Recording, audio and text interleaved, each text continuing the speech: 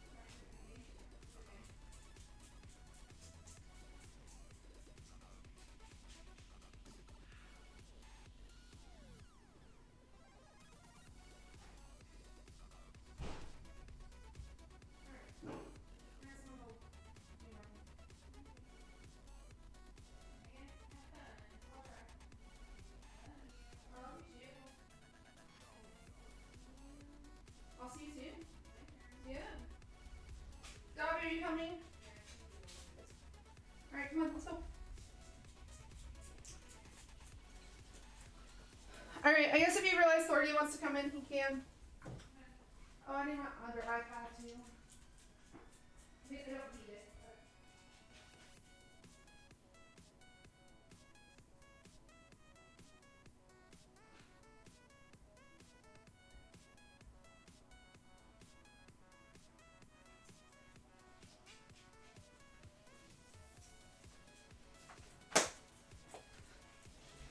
All right, I'm closing the door. Bye.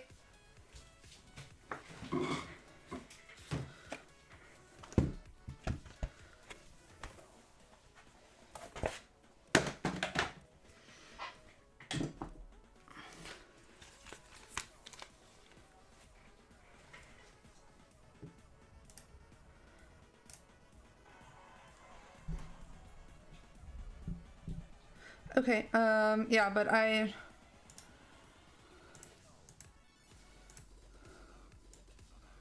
definitely don't need it that loud.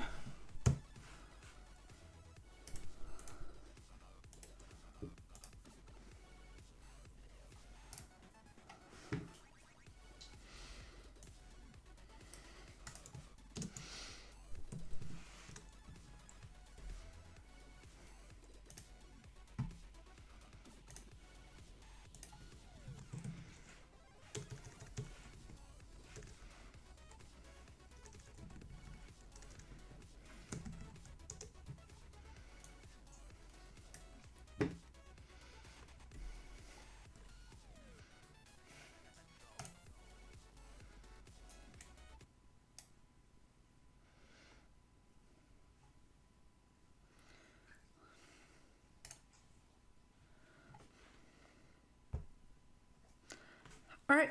Hey guys, welcome to my stream today. We are going to be working on that coffee app that I've been working on and talking about. Yeah, so with that being said, let's go ahead and get started a bit. I wanted to show you, so I hope everyone's having a good Monday so far. I know in the US it is a holiday today. Well, holiday. Most of us have been on shelter in place, and I'm guessing without being able to actually like work for most of the day, for most of this time. So, you know, that's been fun. So holiday in a loose sense of the word. But it's been an all right time, you know, just working on stuff here. Definitely able to, I've been able to jump in a little bit into the into more streaming and more app development, which has been nice. I hope you guys have been able to take advantage of some of this time as well. Yeah. Again, welcome everyone to the stream. We're gonna get started. So today we are going to be working on the Coffee Companion app, or what I'm calling Coffee Companion. The name might change. Still in Trello, it's called Coffee App. The GitHub repo is called, whoops.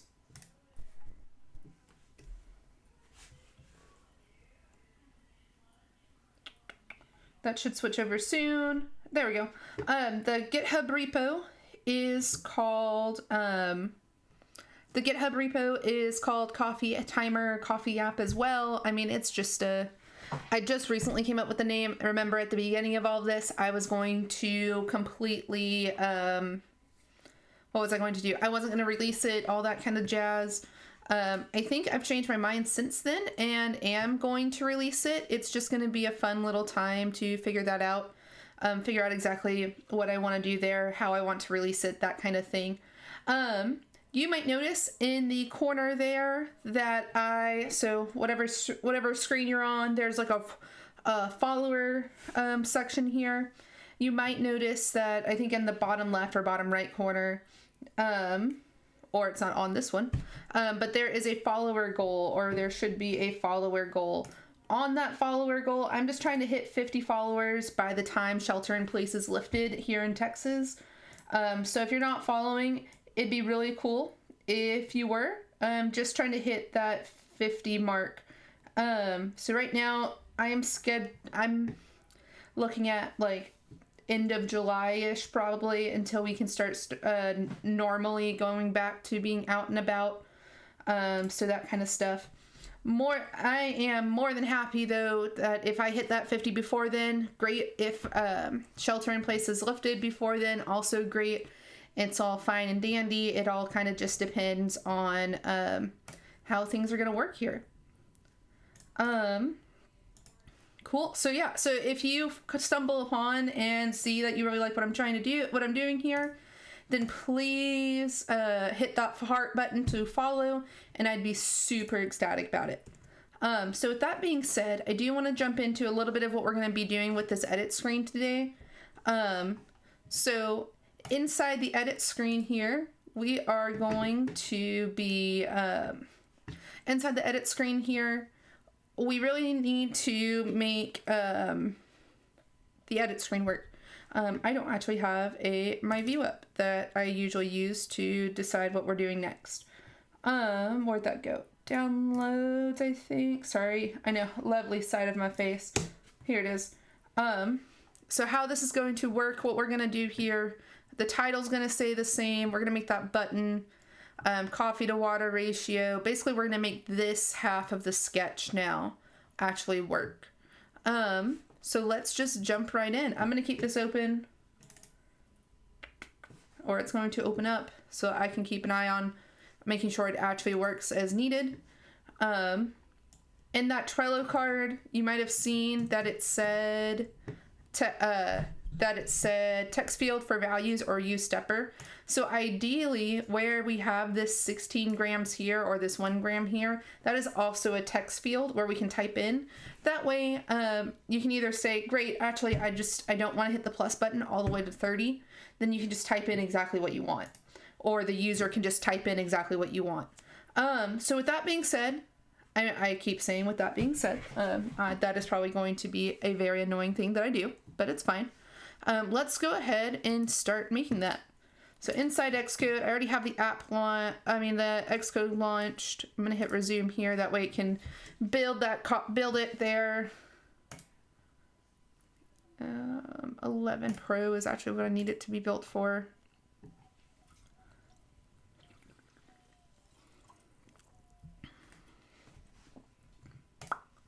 Okay, cool. So I'm gonna make a new group here. Instead of calculation view, it's gonna be edit view. And we're just gonna hit new file. SwiftUI view. And let it do its thing. Main edit.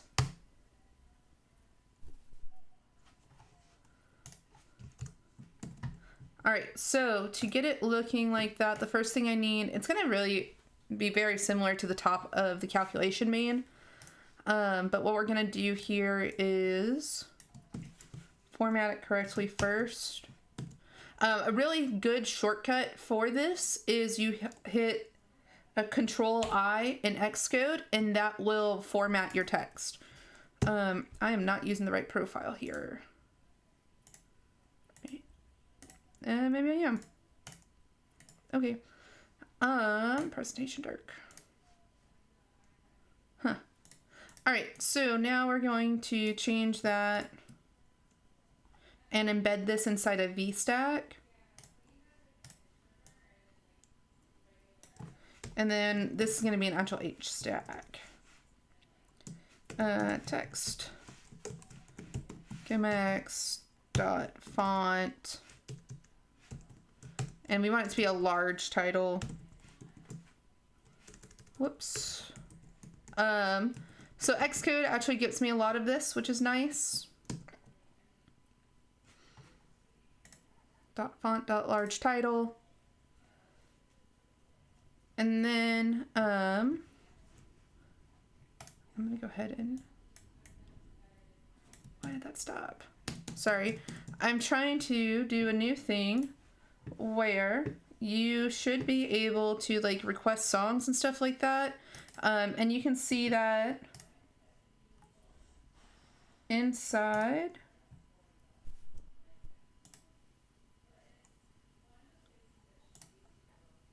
this track is not available in my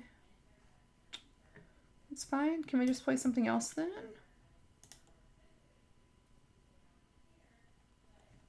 There we go. Music's going now.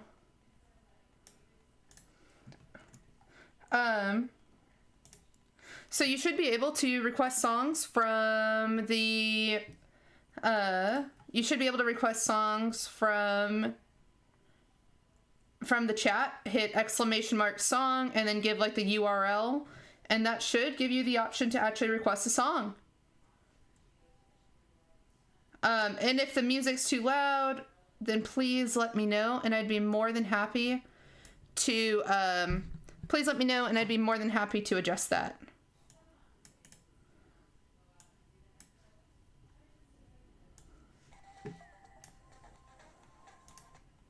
Okay, I'm gonna go ahead and keep going now that that's going.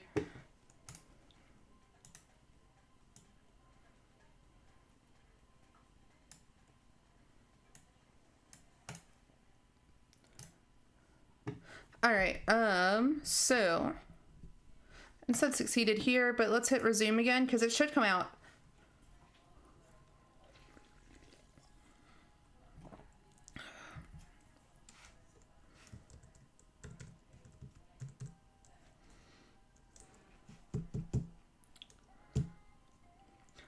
Again, thanks everyone for tuning in today. I know that it's a fun time.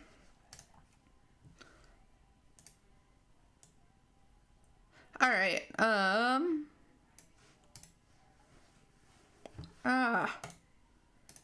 everything is a bit laggy. Awesome. Okay, so I have that. Now I want to put in a spacer here. Inside the spacer,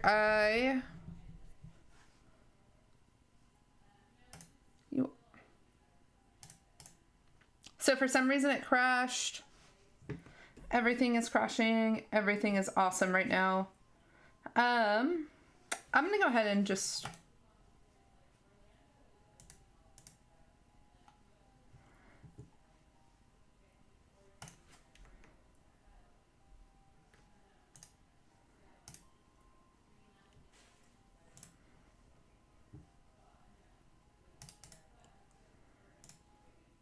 okay, I don't know what was going on with my Nightbot, nor do I know what's going on with the stream.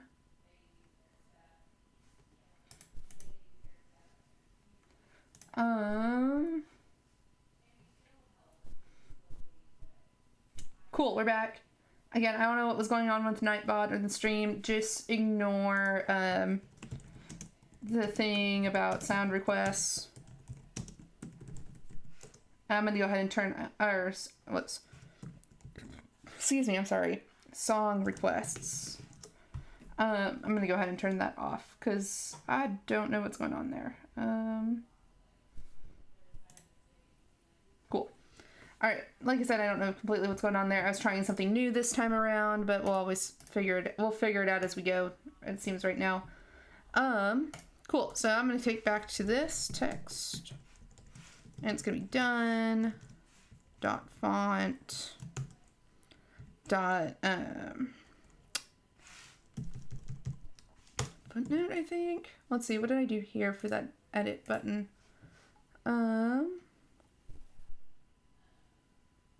Title block. Oh. Yeah, but I don't want the... it's just a normal button. Okay. That's... I can do that. That makes way more sense to just get that normal button in there.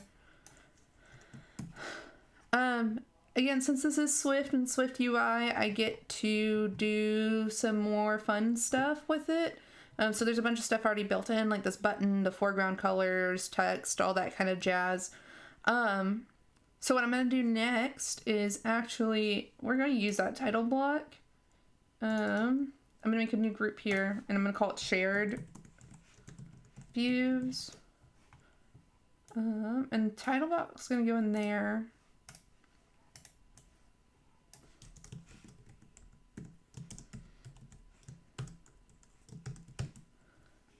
And let's build it again now that I moved some stuff around.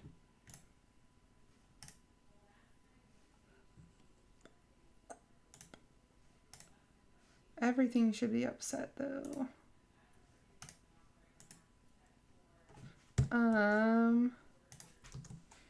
Text. Hello. Oh, these are supposed to be 4 indentions also. I really just need to go back to always using 4 again.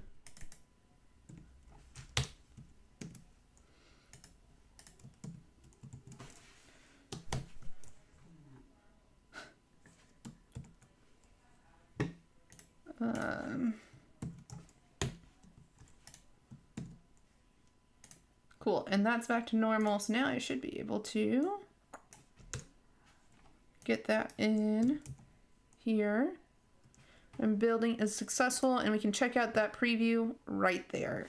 Awesome. So that's great, now that that's working correctly. What I wanted to do though was actually edit inside title block. We need to know, no, it's unresolved identifier title block. Nope, it is very much resolved. And it's actually, oops, I don't need a new view. All I need is it to be up and go, is it to, great, there we go, it actually took this time. Awesome. I don't why does it keep saying unresolved? It shouldn't say unresolved, but we'll just ignore it for now. And do what I wanted to do inside title block.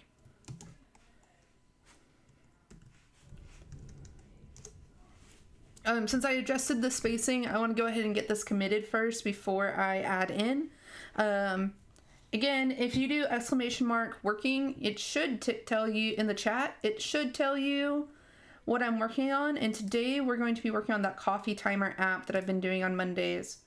Oh, hey, how's it going? Just trying to get this app going and working so that I can make coffee tomorrow. Sweet. How's? Yeah, it's been fun. I tuned in a little bit to yours last night though. Oh, I'm inside website. That could also be why. So we're actually going to dismiss all of this, unstage all, and we're gonna get rid of all of this stuff because I need to actually go into, pull this down. I need to get into master where I'm actually doing all the coding stuff.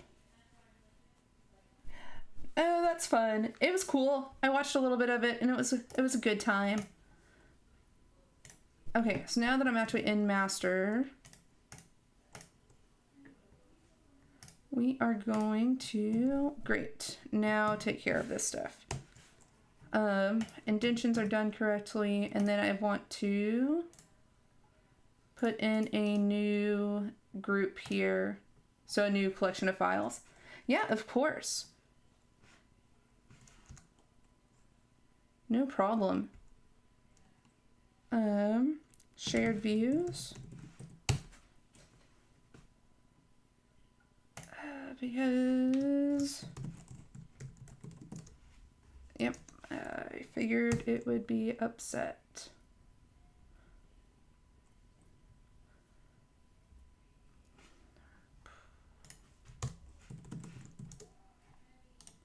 Okay, and then inside shared, we're just gonna drag that title block to actually be inside shared, just helping for better organization a bit. Because like I said, I want to use this in the edit screen a bit. Cool. And then I'm gonna get that added in here.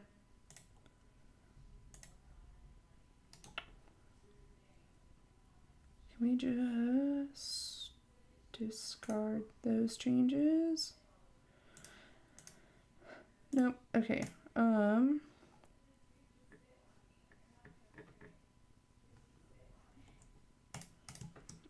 Adjusting title block.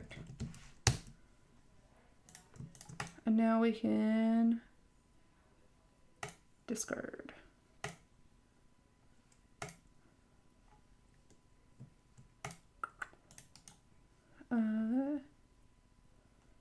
Just go away. Trash. Delete. We are going to, instead of reset, we're just going to trash these guys.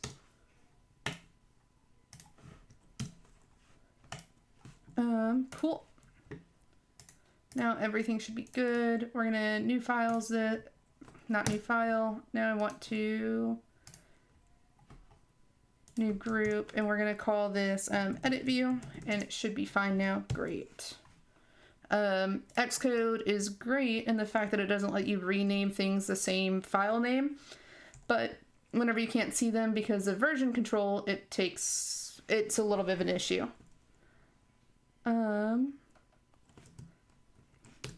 Main edit. And now we can get title block in here.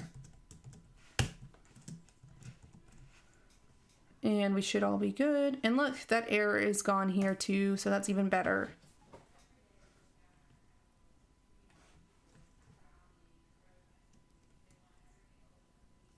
Cool.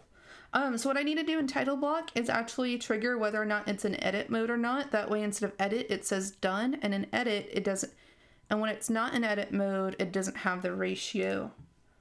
So inside title block here, we're going to add in a new state variable. Actually, it doesn't even need to be a state variable. It just needs to be a variable. Is editing. Boolean equals false. And now basically we're going to make this a big condition, part of a conditional here. So if it's editing, then we show that, and if it's not editing, then we do something else. So we're going to make a var done button.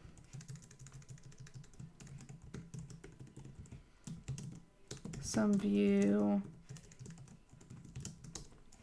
And this is just going to be a button. Inside a button with SwiftUI, you have to have an action whenever you're doing something. So I just fill it with a print for now. That way just something gets logged whenever the button's pushed. Pressed. Text. Done.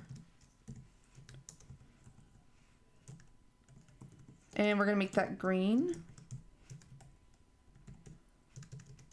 Dot green.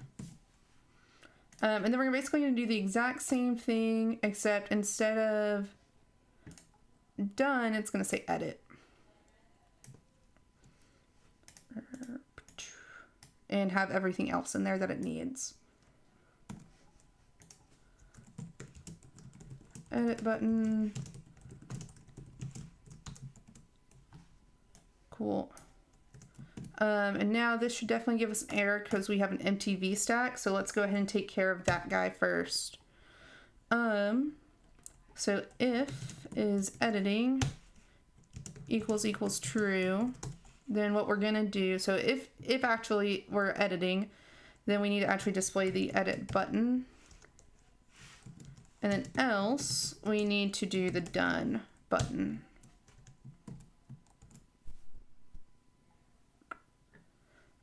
Function declares an opaque return type, but has no return statements.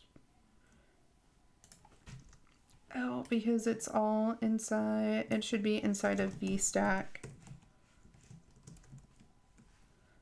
If you're trying to return a view in SwiftUI, you have to return just like a single view. So that could be views inside VStacks, and that should be fine.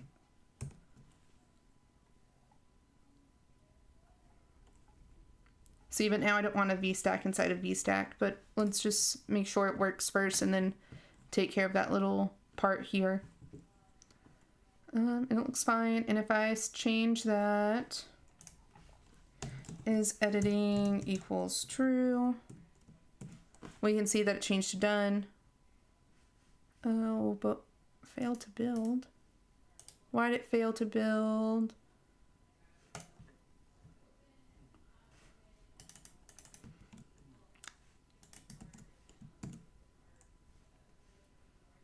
Try again.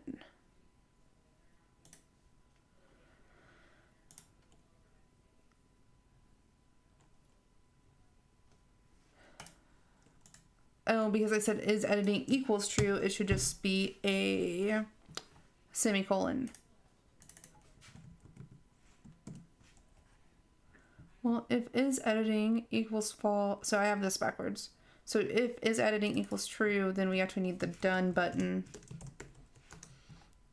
We need the edit button. And like I said, I don't want the VStack there. I need to actually put the VStack inside the done button. That way, to push it up towards the top, like the edit button is up here, we can just add a spacer and it'll fill that space.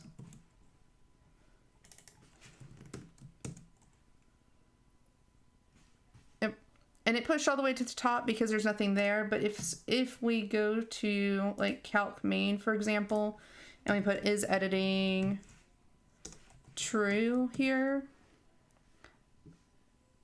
So I need a max height. It looks like either way in here. That way it doesn't push it all the way to the very, very top there. Cool. So let's.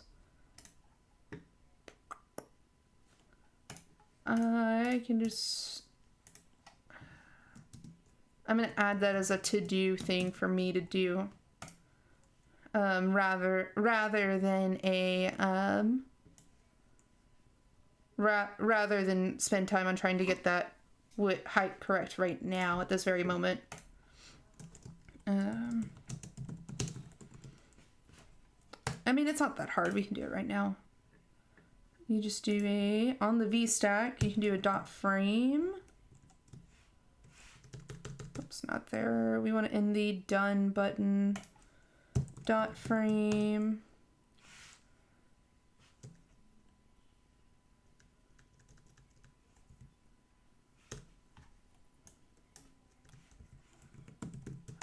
Max height. And you can just give it a height. I don't know what the max height should be though. So 300 is way too big. So if we do that with a spacer. Again, 300 is too big. So what if we do 200? 100? Just guessing here, and it might even change based on the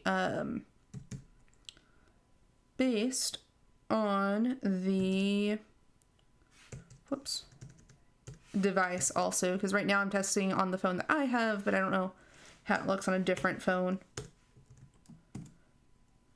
or a different device. So that'll be good for now. So we have our max height of 75, and we can actually just apply that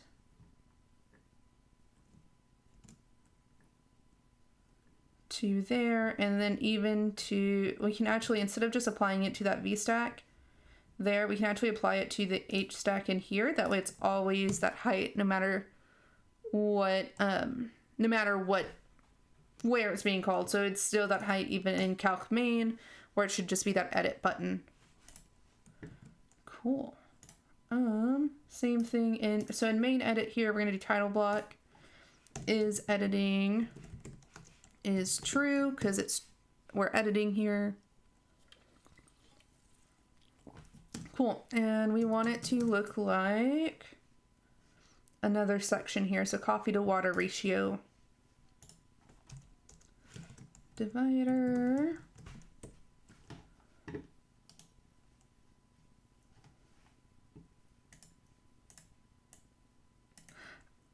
It's all upset because again, it just needs to be in one view. So in one VStack. There we go. And now we can see that faint divider there.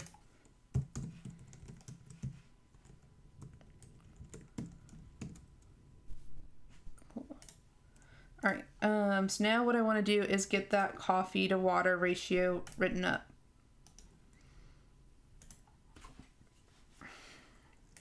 SwiftUI view. We're gonna do a coffee to water. So ratio edit.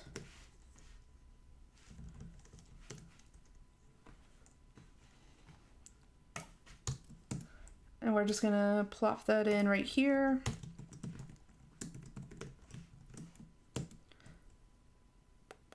And we should see Hello World appear right below once I hit resume.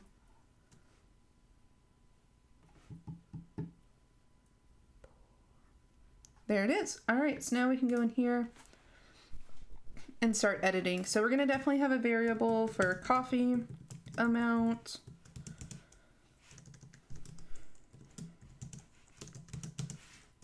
And then one for water. And these probably both need to be state.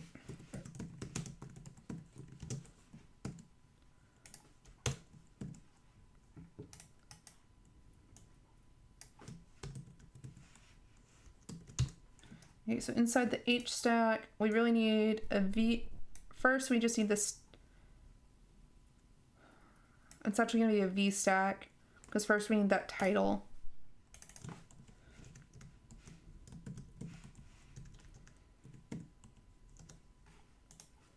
Text, and that's going to just say coffee to water ratio. Then I need a H stack to hold this.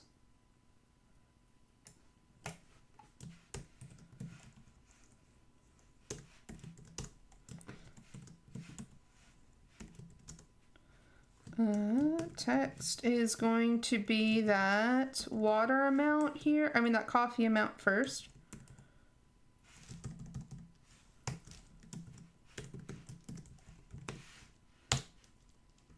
Cool. And then we're going to do coffee amount grams. If I hit resume, we'll start seeing it fill in. Great. And we want to do align dot leading.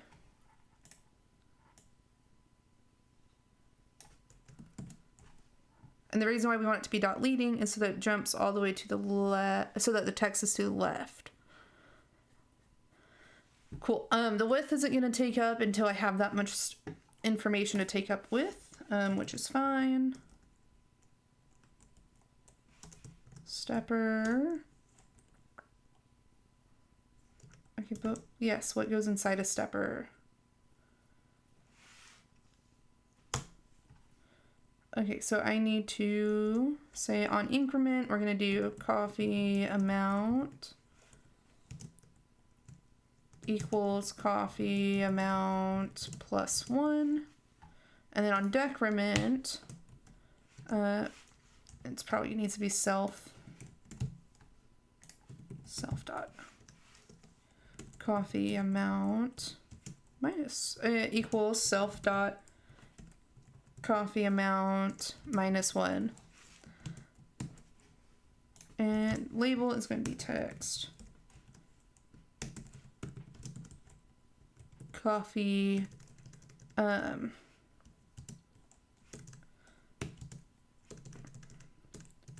grams of coffee.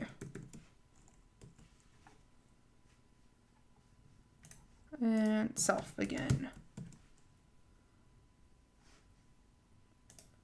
So if I hit this play button here, we should see it go.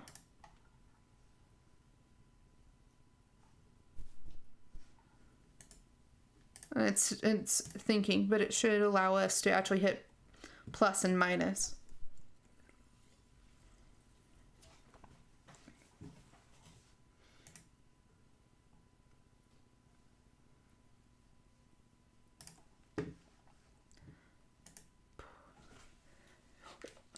If we hear any loud bangs or anything, it is storming here in Austin, which is great. We always have Memorial Day like type rains. Usually they're like floods. I know a couple years ago, a bridge in like my hometown ended up basically being destroyed, which was fun. So plus, minus, great. That's working as expected. Cool. And I mean, ideally, I don't need the grams of coffee, but we'll keep it for now because I think there might be a way to hide it. I just got to figure it out first. So 10 gram, actually, or if I just got rid of that G there, then it's saying 16 grams of coffee, 2. And we're basically going to copy that V stack again.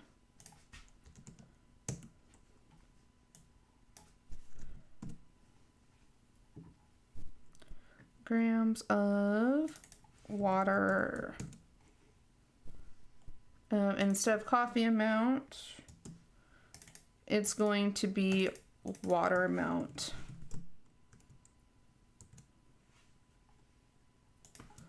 Whoops. What just happened?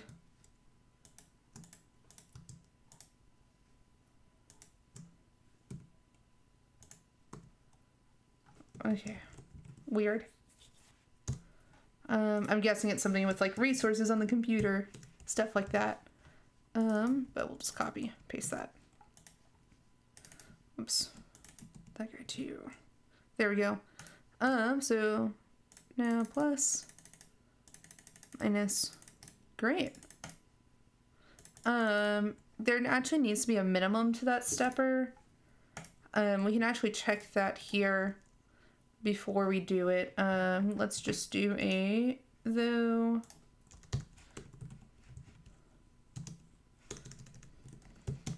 Decrement. Whoops.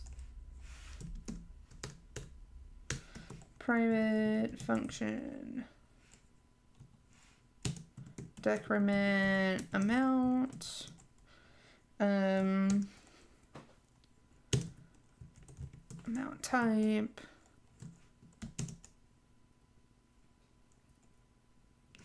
We'll just say decrement amount. And it's gonna be,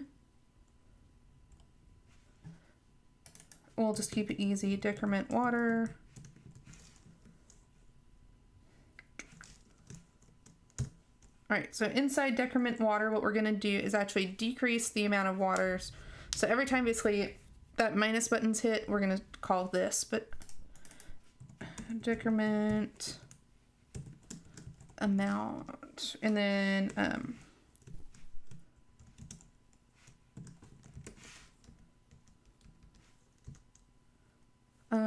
I really is water boolean. So if is water, then we basically do the check. If it's okay, so for this I might as well just write 2 functions. Ooh, it's getting quite stormy out. I can hear it. So first we're gonna say if water amount equals 1. We really don't want to do anything.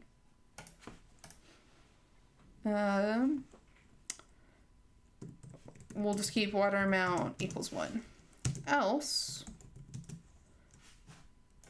so if it's greater than 2, then we can do water amount equals water amount minus 1. And then else, we'll just say water amount equals 1. So then on decrement of water, instead of calling this, we're going to call self.decrement water. And then we basically need to do the same thing, but as coffee instead of water. So we're going to call it decrement coffee amount.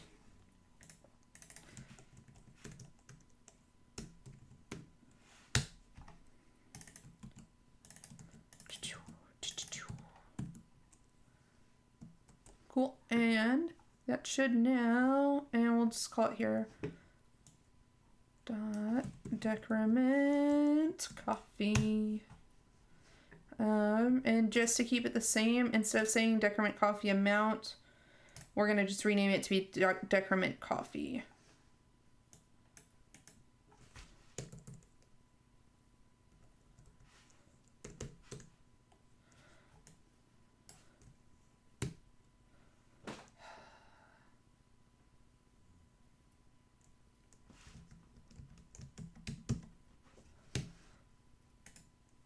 Oh, awesome. I'll just do it myself. It's fine. Decrement coffee. And we'll call that here to be decrement coffee as well.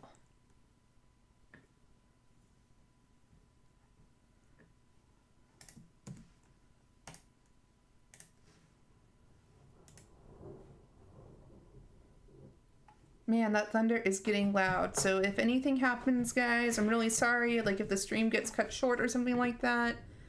Again, I'm sorry. I can't help anything with the weather. So far, everything has been fine here while that's happened. While the weather has been a thing. But like last night, I think the lights blinked a little bit. But other than that, it's been fine. Great. So what I really need to do also is I will need to add like this store, get this stored. Let me add a checklist to my Trello account, Trello here. Yeah.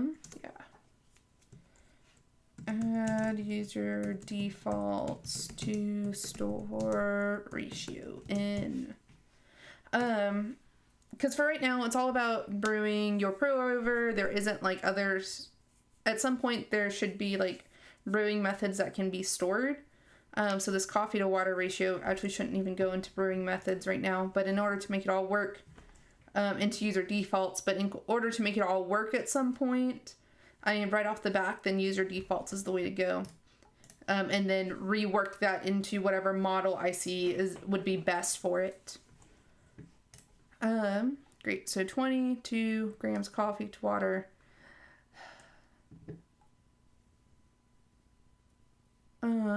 Let me actually. What if we do this instead? Slash.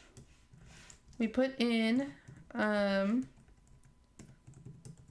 coffee amount into that label first.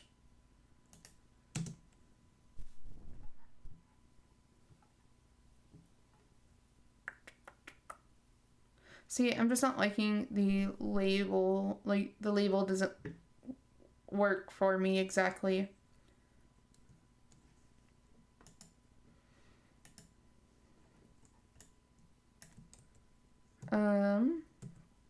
Let's do a quick Google real quick and find out if a stepper... Does stepper have to have... label SwiftUI.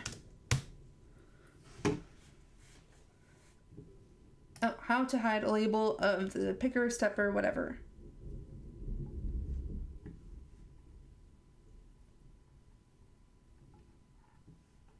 Hacking with Swift is an awesome, super awesome like resource if you're trying to learn anything Swift or iOS development wise.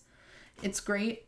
It got me up to speed a lot over the last year while SwiftUI has been out, just so that I can get stuff going. To hide the label for that requires label, you should add labels hidden.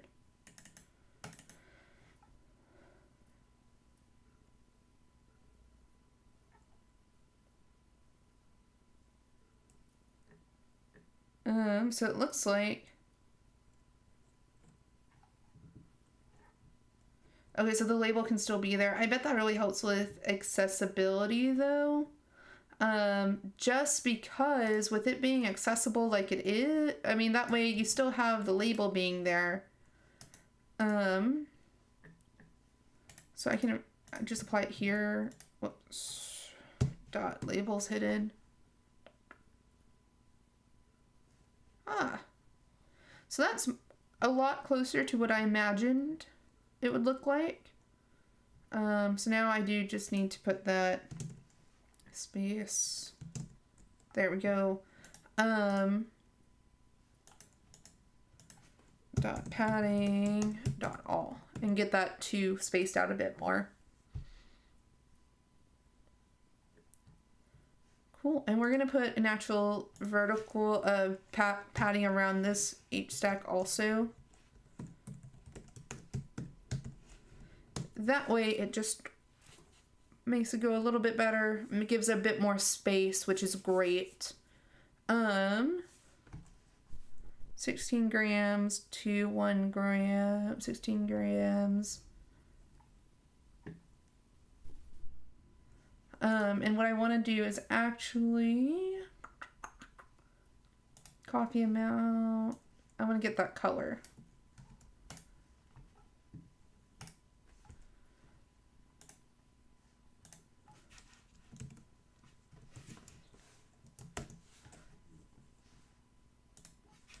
Cool. And then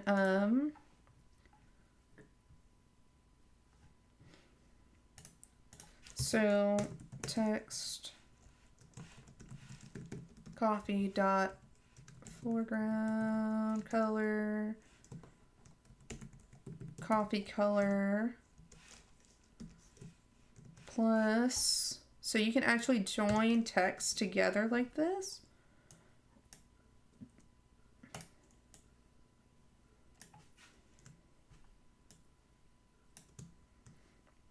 So we'll do space, text, to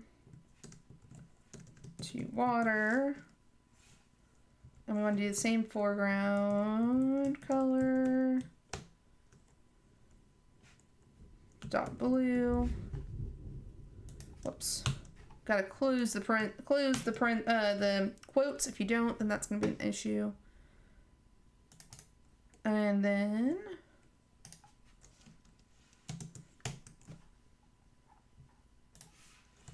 plus text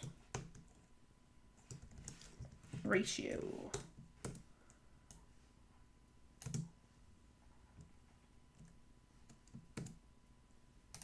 And resume, and we'll see if that actually works. Build was successful, so that means I didn't coffee to water. I forgot to put space before ratio.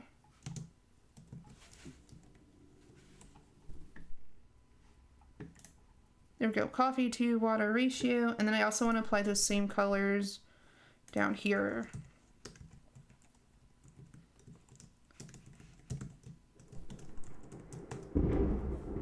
Ooh. Where's the dog? Are you okay? Okay. Sorry, my one of my dogs is super scared of thunder, so I was making sure that he was actually okay.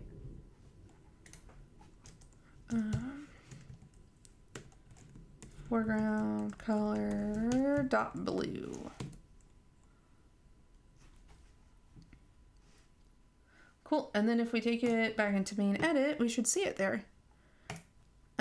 The only downside is that it's not taking up that entire space like I had wanted it to. So we'll go ahead and go back to ratio edit, and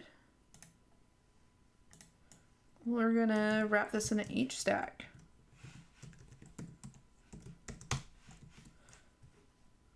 And because it's in an H stack, I can then apply a spacer so that to the right, I get this nice little chunk here, or I should be able to get this nice little chunk here.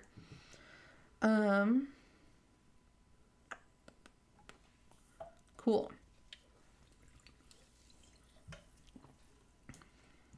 And we'll put a spacer here and a spacer at the end of this V stack. That way they can be lined up in the middle. Great. So you know you have coffee to water ratio and then your 16 grams, because I hope it's a little bit readable because they're both brown, they're both coffee, and because they're both blue, they're both water. So hopefully that shows that they're a bit more, they are a bit, they go together. The brown goes to the brown and the blue goes to blue. If that is not readable, I'd really like to know by you guys, and I can work on either making it a bit bigger or adding in more info into the, or adding more like info to the labels, like instead of just 16 grams, it says 16 grams of coffee, and then it says 1 gram of coffee. 1 gram of water, if that makes sense. Cool. So let's keep pushing then. Now that that part is done, let's see what's next. Here, divider and then bloom length, which is basically the same thing. So then we have our blooming options here. So let's put in a divider.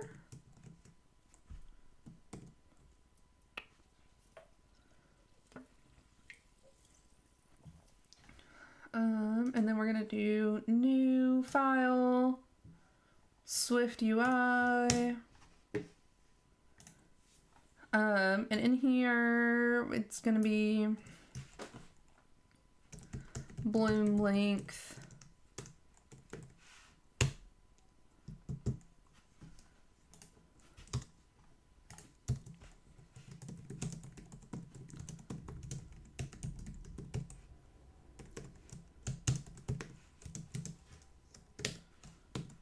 Cool, so the bloom length, I'm going to say is specified in seconds. All of this info that I'm putting in here initially is based on how I make my coffee. That doesn't mean it's right. That doesn't mean it's correct on how I'm making my coffee. That just means it's what I've liked at the end of the day. And I know that I don't always make the best cup of coffee and other people have different preferences, which is why we're making this edit screen, so that whoever wants to do it can make it however they want to. Cool. I'm gonna just make this shorter so that we can just keep it seen at the same time. So this is the part we're working on right here, is this bloom length option. Cool. So we just have these 9, so I'm gonna have this as 90 minutes. 90, just so that we can see what it looks like with minutes and seconds. This is one of the things that I wasn't too sure about, whether I wanted it to be just always specified in seconds. So like you always see it 30 seconds, 90 seconds, that kind of deal, or to always specify it in seconds.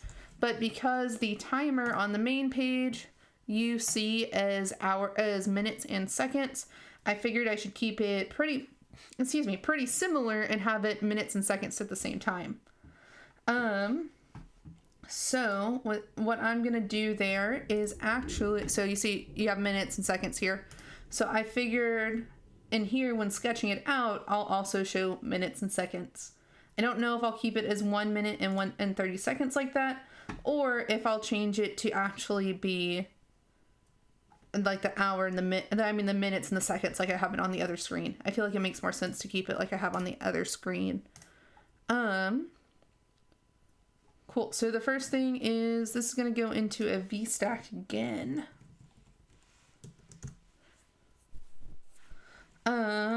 And it's going to say text bloom length, and then we need a stepper again. So stepper, on the increment we're going to do bloom length. I know these functions don't exist yet, but we're going to make them exist. So self dot increment and then self.decrement. And the label is going to be text.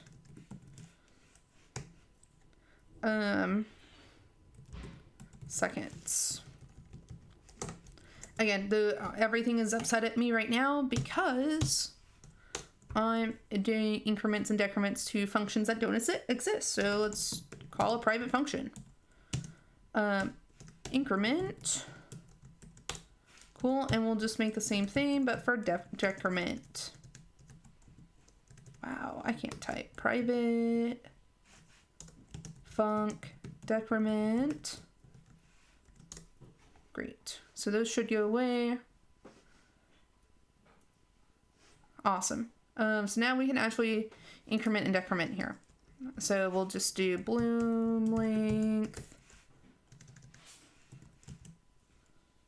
equals bloom length plus 1. And then if bloom length is greater than 2 on decrement, again, it's that same thing like we just did for water and for coffee. It's the exact same thing. If bloom length is greater than 2, then we're going to say we're going to actually decrement here. So decrement by 1 equals bloom length minus 1. And if not, so else, what we're going to do is bloom length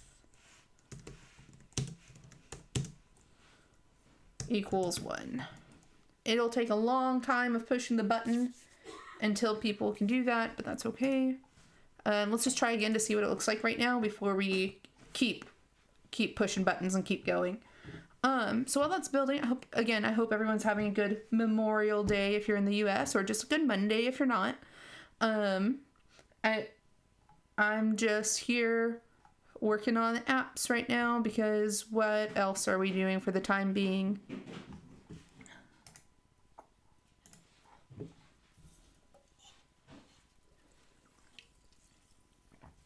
And now the thunder has just stopped completely,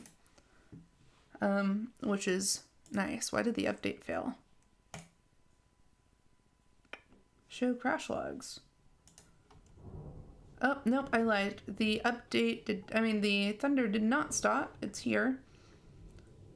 Okay, so that was a while ago, it seems like, that it decided to fail. I don't see anything in here.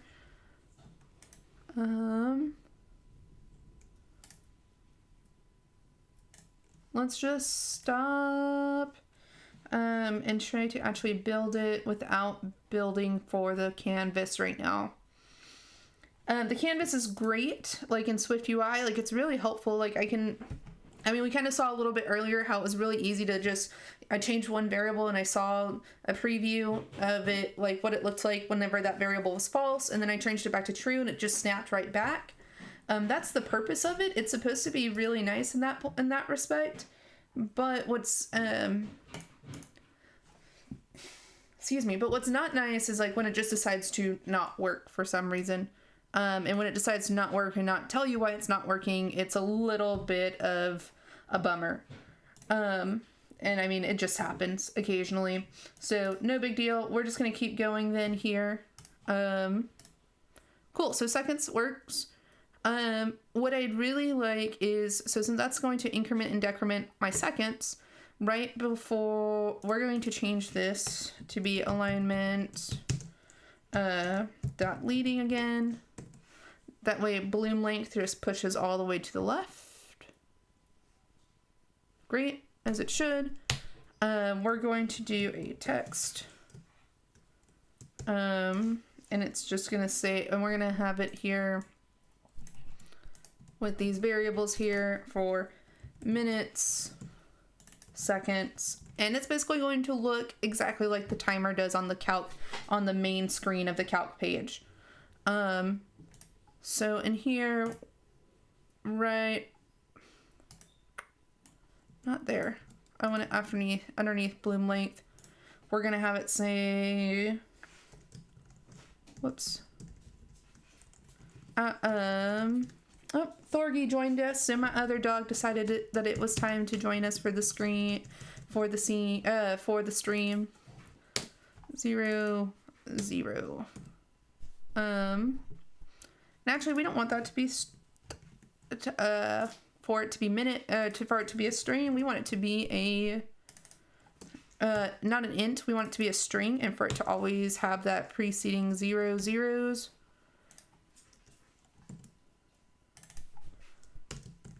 So minutes here, and then colon, and we're basically going to do the same thing. Oops. And put seconds. And we should see it when I hit resume. We'll see it come back here. Cool. Welcome everyone. I see I have a couple more viewers here. I'm just working on this like coffee app in SwiftUI. It's been pretty fun so far. Just trying to get getting like the edit screen working. Over here on the left, you can see what I'm trying to make, like what the sketch is supposed to look like. Over here on the right will be the final output of it. If you have any questions while I'm making it, feel free to ask in the chat, and I'm more than happy to answer them. What kind of font do we want? We want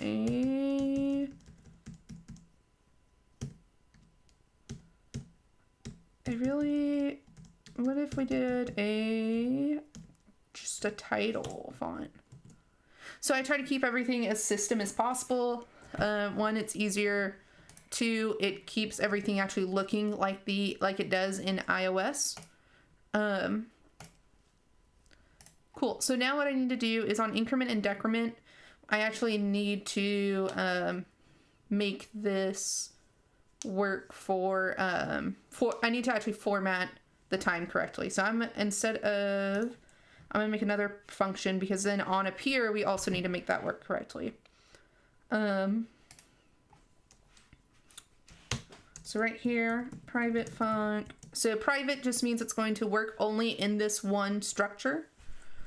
And then we're just gonna make a function. Format time. Cool. So how time works is once you hit 60 seconds, make that once you hit 60 seconds, then you increment the minute. So we could do a modulus. So minutes equals bloom length %60, and that gets our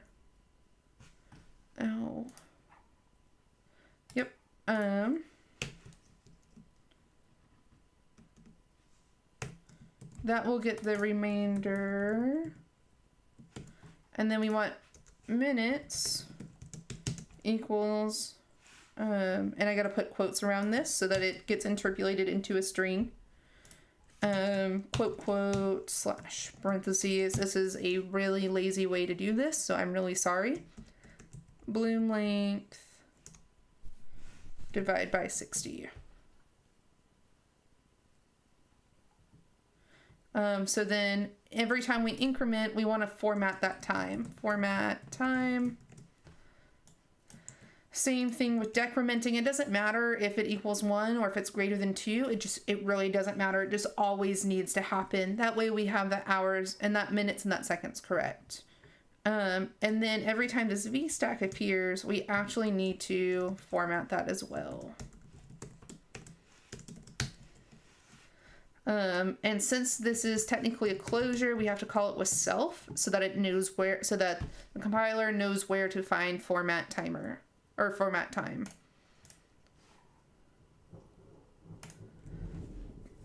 Cool. So I'm going to hit the go button so that we can start this preview here. And cool. We have 1 minute and 30 seconds. Incrementing. Decrementing is working. And then once I get this to boom. Okay. So the next thing is to actually format the, so that we just always have the 0, 0. Let me just go see how I did that real quick in timer view. Because I did that here. Oh. Well, so it's just a string, a format has it. Okay. So I copied it. We're going to go into bloom length. And we're actually going to let temp minutes equals bloom. So I'm going to make a temp variable instead of having it be like it is, instead of doing everything like in line, kind of like I did here on the minutes. I'm going to use a temp variable, so it's a little bit easier to comprehend what's happening. Divide by 60, then we're going to say minutes equals that string format of temp minutes. And I shouldn't have to have the self there. Cool. So that worked exactly like I wanted it to. Let temp seconds equals bloom length %60. Readability is great. And then string is temp seconds.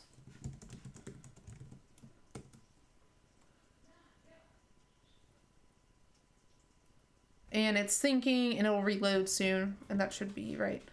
So this % sign is like a modulus if you guys aren't familiar with it. The modulus is just saying get the remainder value of bloom length divided by 60. It's really useful if you're trying to determine if something's divisible, or you really just need that remainder value, which is exactly what seconds are. Let me try again. Hit play and let's rebuild it.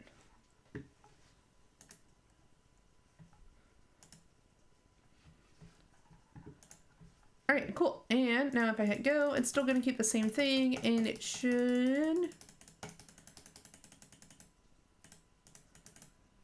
Perfect. 59 takes me over to 2. So it's great. And that bloom length is done. If we go check out in that main edit screen, it's I haven't added it yet, so nothing's going to happen. Bloom length.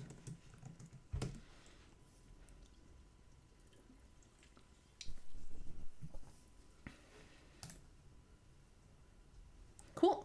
So we have a minute, 30 seconds. Our seconds labeled there. So I'm going to put here as well, just be a little bit more descriptive. Instead of just saying seconds, I'm going to put increment seconds. And that is going to look a little bit better and let you understand exactly what you're incrementing there or decrementing there, which is great. And that's pretty much what we wanted. Now what we're going to do is make another view, and we're going to make this view the bloom amount. So how much water do you actually want to put in there for the bloom? And again, this is all based off of how I've been making coffee for the past couple months. Nothing says that this is actually the right thing. So in here, we're going to do, instead of inside main edit, bloom length, we're going to say bloom amount. Cool. Great, so we have that bloom amount going there. Bloom length, bloom amount. If I hit resume, we should see hello world appear at the bottom once it's ready.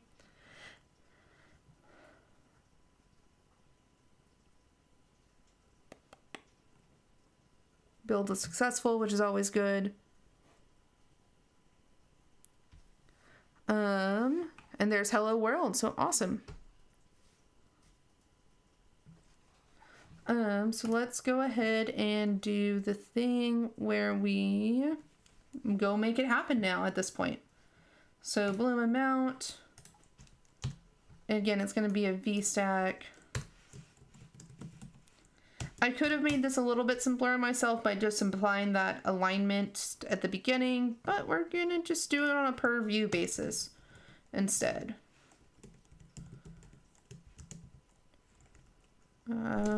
Leading.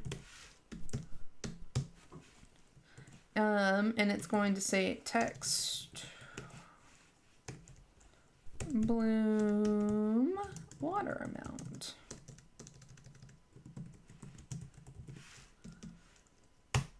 And apparently I really like my steppers here, so let's go ahead and put a state variable.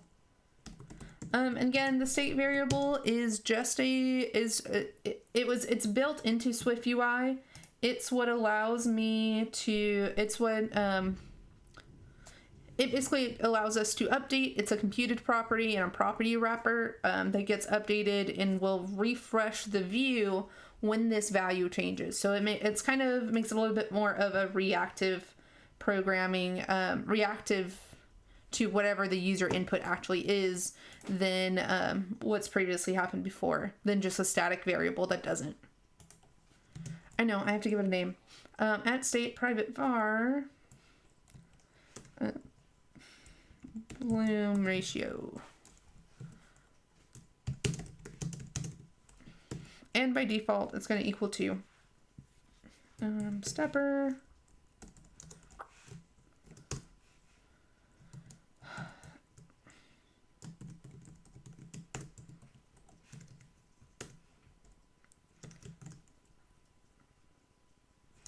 so on increment self dot increment self dot decrement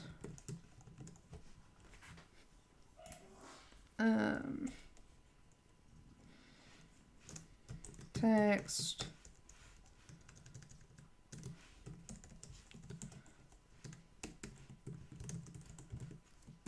cool. Yeah, it's still upset. That's fine. So inside the structure, we're going to do another private function, and it's going to be private func increment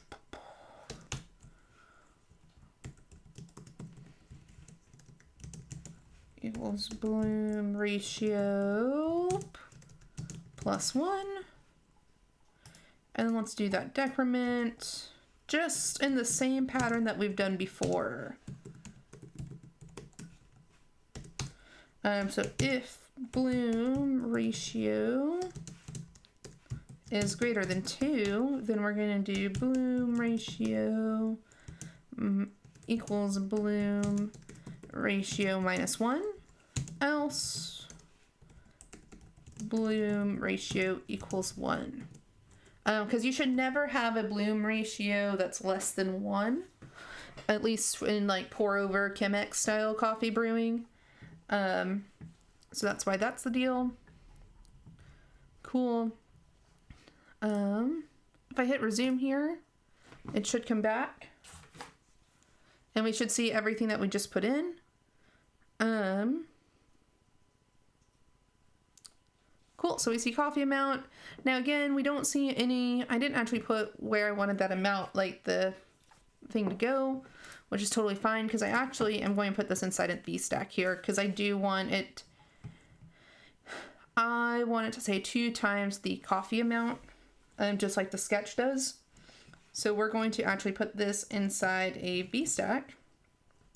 No, we're going to put it inside an HStack that has a VStack inside it. So an HStack, a horizontal stack, meaning anything that you put inside that container is going to be lining up left to right or right to left. VStack is going to just stack the items on top vertically, so like a vertical stack.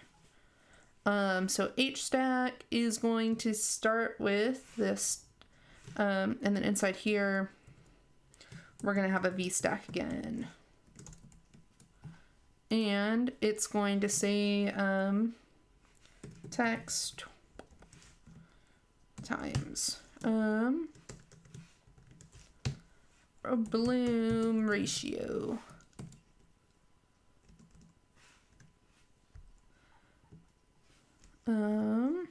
And man, that's gonna have a font dot title. Cool, and it's bigger. So coffee amount, I actually want hidden, so we're gonna do dot label hidden here, and that's gonna hide this label. Great. So we have minus, plus, and then we're gonna do outside of the VStack text. Actually, I do want that X there. 2 times, maybe, is that what I want it to say? 2 times.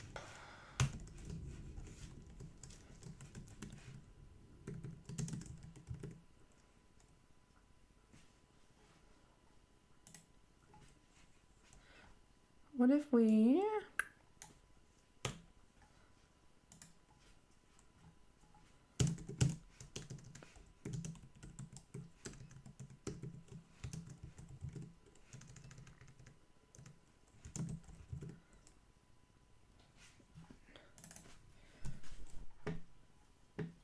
two times the coffee amount.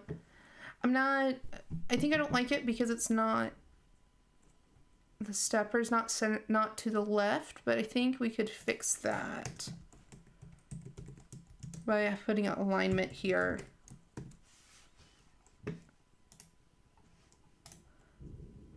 Cool, yeah, kind of. We still have, it's still a little bit weird, but I don't know exactly why it's a little bit weird.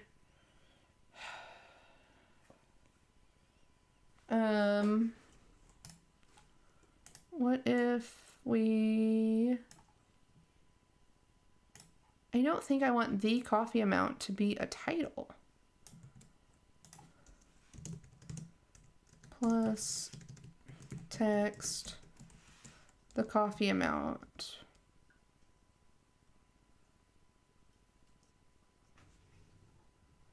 I think that's getting a little bit better.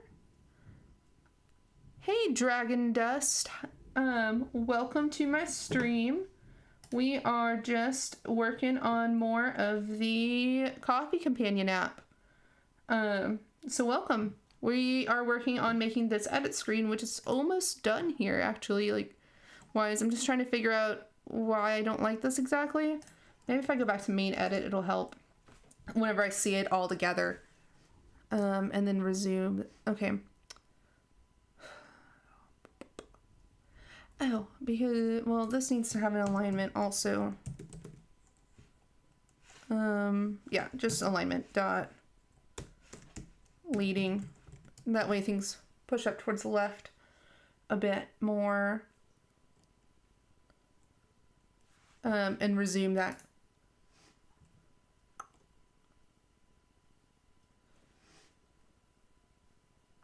I'm still not a fan, and I'm trying to figure out why I'm not a fan. Well, there actually needs to be more spacing here. Dot padding, dot top. And then we want spacer at the bottom.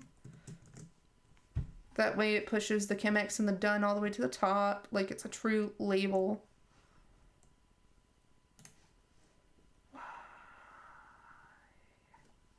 Try again.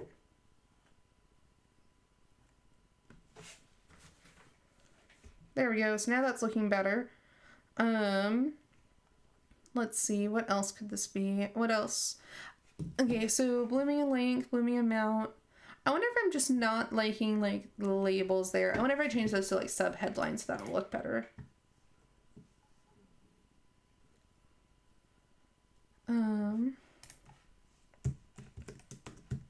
Dot sub headline. So what's kind of cool in SwiftUI is you can apply your like styling basically to an H stack or like a V stack or some kind of container. And whenever you apply it to that type of container, it's actually going to apply it to everything inside of it. So that's why coffee to water ratio ended up working, I think.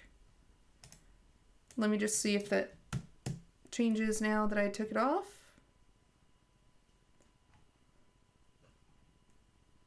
Yeah, so it's a little bit bigger because it's like defaults to the default, which is like, I believe, a body style. And then once I put this font, it takes it to more of a sub-headline. Cool. So we're going to do the same thing here. And then same thing for bloom amount as well. But I don't want it on everything. Just here. There it was.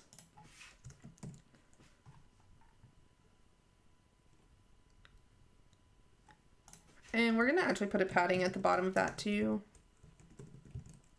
That way it's a little bit more spaced out. Great. Let's go back into main edit.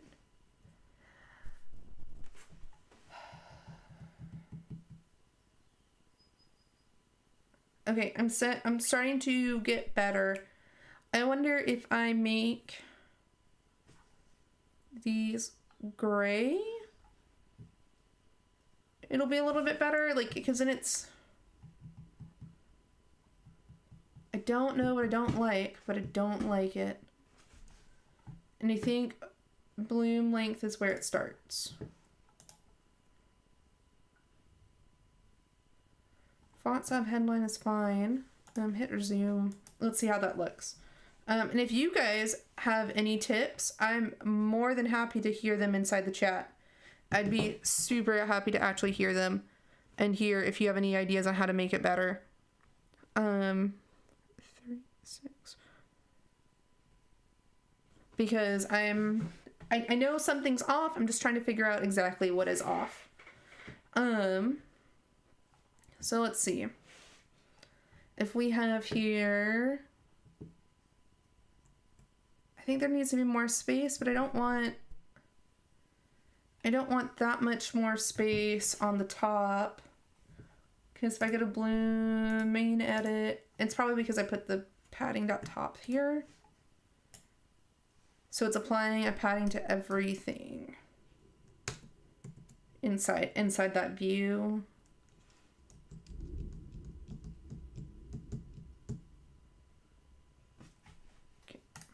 Okay, or not. I was completely wrong there. What if I just do a padding dot bottom? What if I just add in a divider instead? I bet that would actually, it's probably what exactly I want there. That way you can clearly see bloom length sectioned off increments. Bloom water amount sectioned off, and then you have to adjust that. That is better.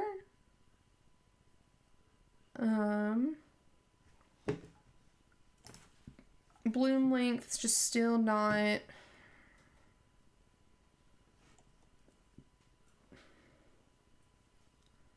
I wonder if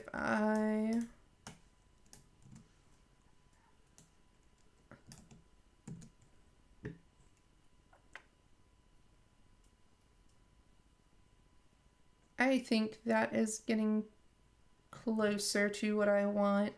I know it doesn't look like the sketch, but I don't think the sketch is what I wanted. Sorry, I know designing out loud is fun, and listening to exactly what's going on about why I like something is also fun. Actually, I really do like that being right there on the side. I think I'm going to apply the same thing to the coffee amount and see if I like it still. Coffee amount. So I don't want that. I actually want, it's like Apple made these the default styles for a reason. Because, you know, they probably work.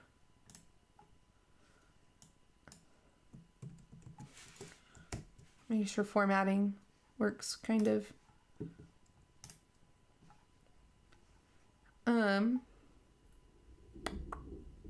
Cool. I think that works a lot better than what I thought it would.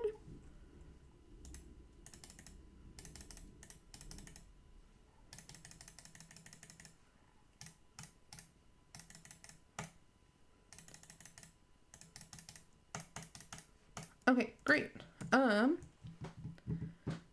So what to do now? Okay, so great. So the edit screen is actually pretty much like what I wanted it to be. It looks pretty similar there. So what I should do next is actually configure the buttons, the title block buttons, to work correctly. I haven't actually done that before, where you hit the edit button and then we see this. So I could do one or two things for this to work. Sorry, I keep saying I can either hit the edit button and it just takes navigation link completely away, or it comes up like a sheet or a modal. I think that's the thing to do, is to make that pop up as like a sheet or a modal. So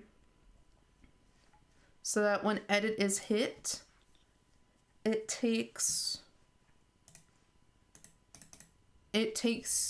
kind of is like this coffee ground where you tap on it and it pops up, and just you hit edit and it comes up. I think that would be an all right, because then you can still hit done and it dismisses.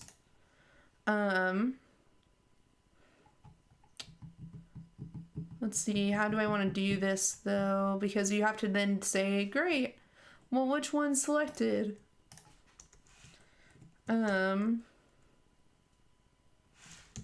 Let's do it with an enum, private enum.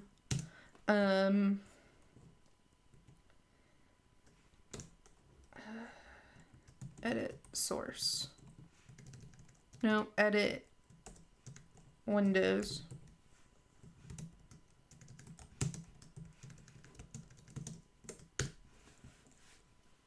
So case, coffee amount, and then case, settings. Cool.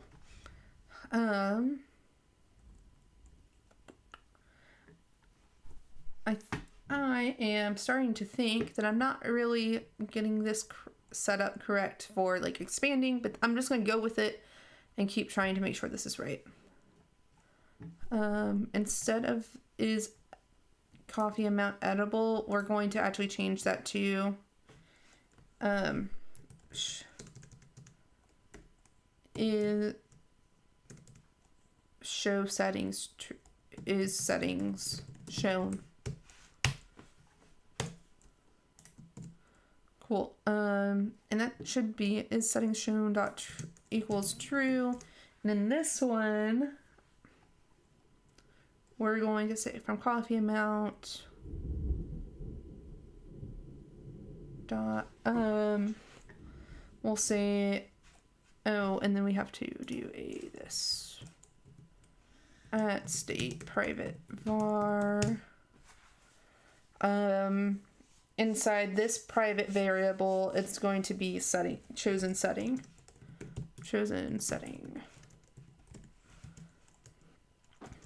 And by default, that is going, and we're going to edit windows equals dot coffee amount. Self dot chosen setting equals,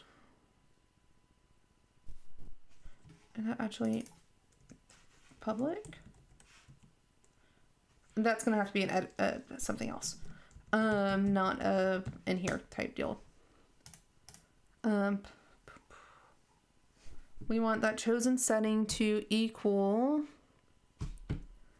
What do we want that chosen setting to? We want it to equal dot coffee amount. My bad.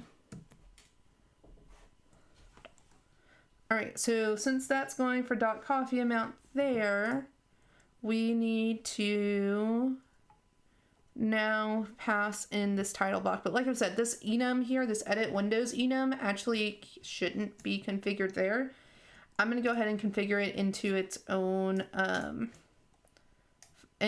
going to go ahead and declare it inside its own file, like a navigation file. So in coffee timer, new file. I don't want a whole new, I want a group first.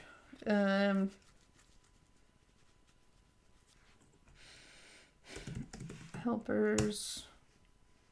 I don't know if helpers is the right, we'll figure it out. Just making decisions now. Swift file. Navigation enums.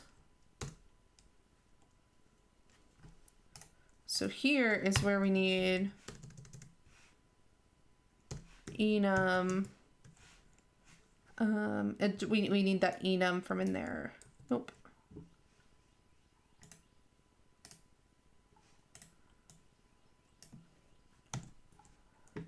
And I know it's gonna cause some issues, but that's okay.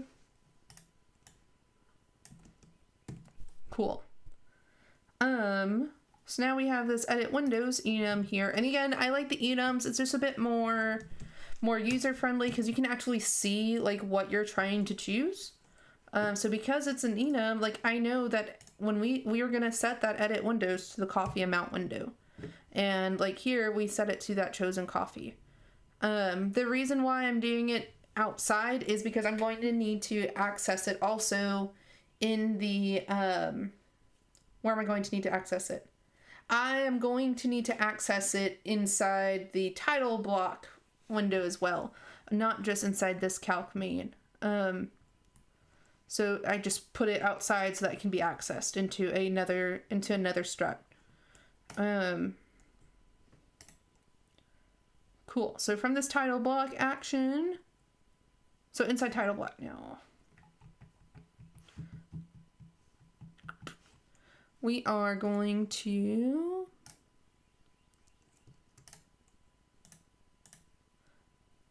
editor only here as well. We actually need to make inside title block, instead of this being a variable, it actually needs to be a binding variable. And the reason why it has to be binding is because it has to go back and influence this state from calc main and from main edit. So let's see here. So we made that. So what I need to do here is an edit button. Oh, I feel like I'm making this way too complicated right now with that. But I could be wrong. But let's just keep going. So is editing boolean equals false here. So that variable, instead of toggle edit, print toggle edit, what we need to do is say is settings shown equals false. Yeah, edit button. So it shows the edit button is settings shown is editing should equal false.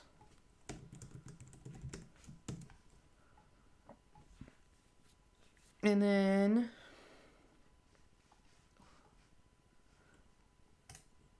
in here,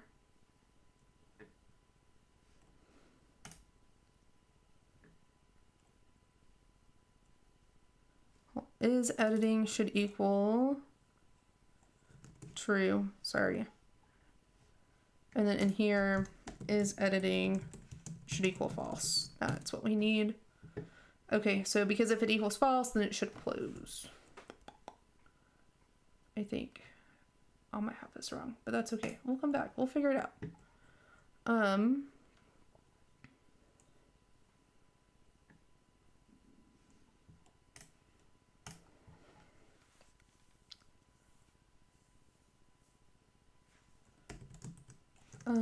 Is editing should be it Bling is settings shown because it's a binding, so that bling is the binding variable. Cannot convert.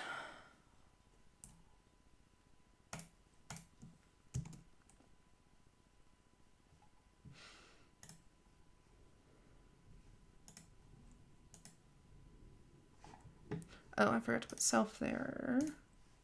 Self here.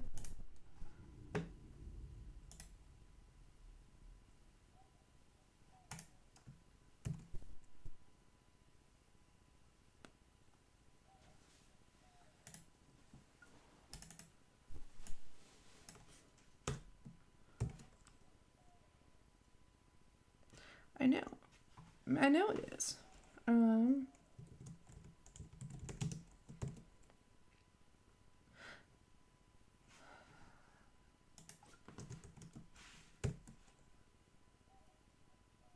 Wrapped value do not match any available overloads. Oh, I think I need to make it match exactly instead of is setting, yeah. So let's see if that is better. And then it should be upset about that.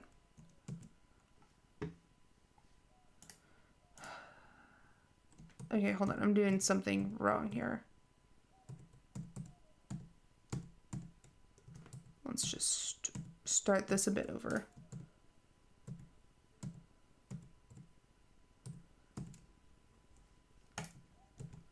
And build that. I'm gonna get this actually added into Git before I start so that I have a good spot to go back to if I need to.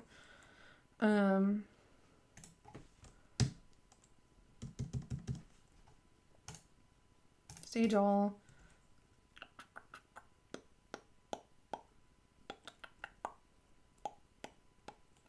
Okay, so from stage all, what we're gonna do here is actually edit. My commit message is going to be edit window. Design is done. Working on functionality now.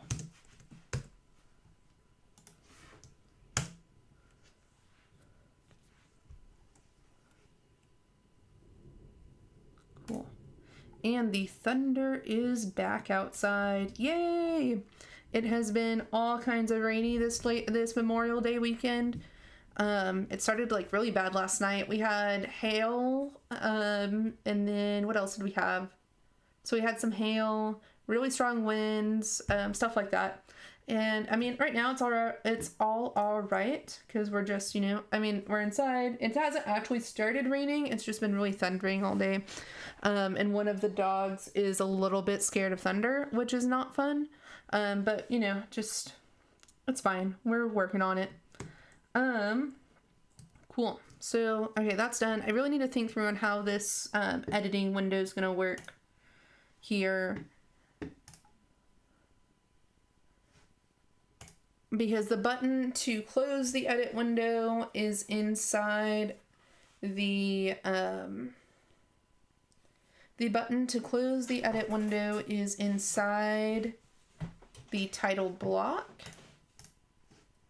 So let's see, if I go to coffee adjust, what's self.presentation mode wrapped value.dismiss? I guess maybe I'm just like overthinking it because really it doesn't, as soon as that button's hit, then it should trigger that wrapped value.dismiss to happen. Well, I don't need the title if it's just going to pop up as a modal because obviously you're inside that view. So I think I'm being more, I overthought this a bit more. So inside this main edit, I don't actually need this button here. I don't need the title block. I just need a button that says done, which is exactly what I have in Coffee Adjust here. Yeah. So main edit. Whoops. Boom. Brr. That goes there.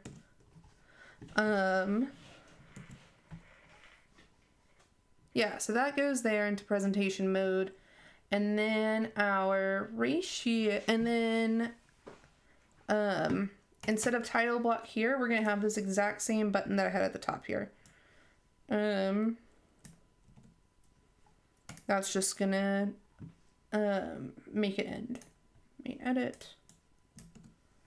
And done. Green. That probably should look okay. Let me get that canvas out real quick. Which means moving that title block like I did earlier really was for no reason. But that's okay. Again, it's all about learning and figuring out what works, what doesn't work during this. Cool, so we have that done button. I guess I don't need the top divider because it's just the button. Great, so really, okay, so, but I still need that binding variable. Okay, so inside, so this still has to be a binding variable. So at binding var and all of this that I just did really doesn't matter.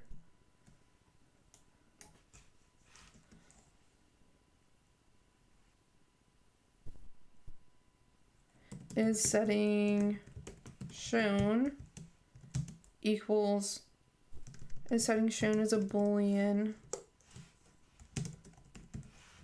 and then we need to put in what else is in calc main?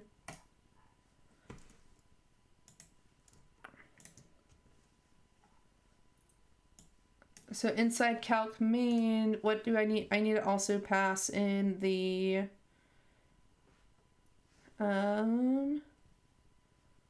chosen setting. At chosen setting, or at binding var chosen setting, which is an edit window. Cool. Let me fix this a bit because I don't need it. But we'll just still keep it as that.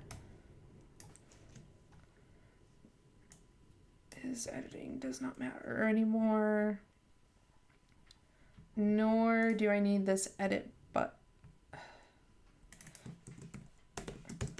I need the edit button there.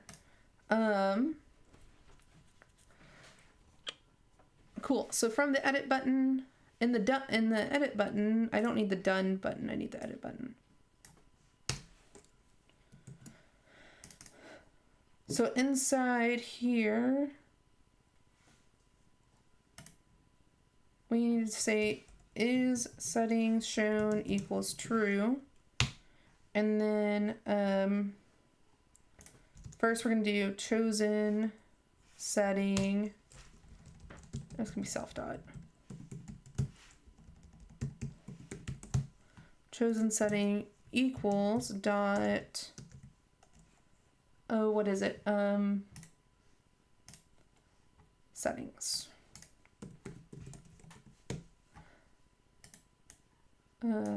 Brew. I'm gonna call it brew settings.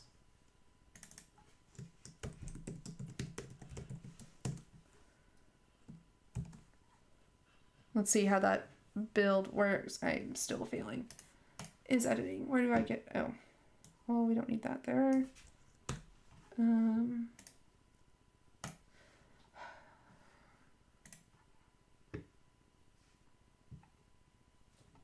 I know. Let's see if I can.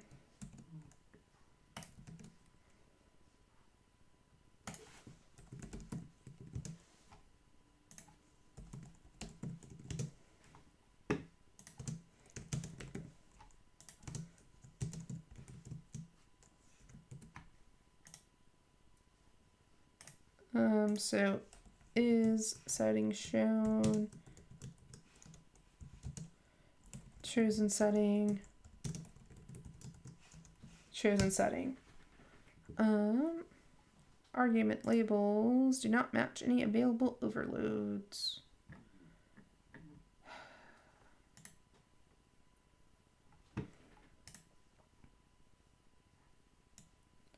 So what if we just do this?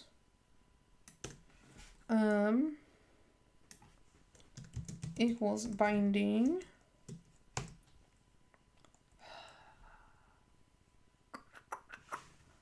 So there should be a way, I know I do this in my iHog app, so there's a way you can declare.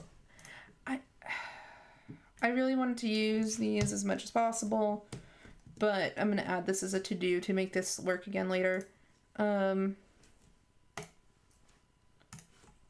Make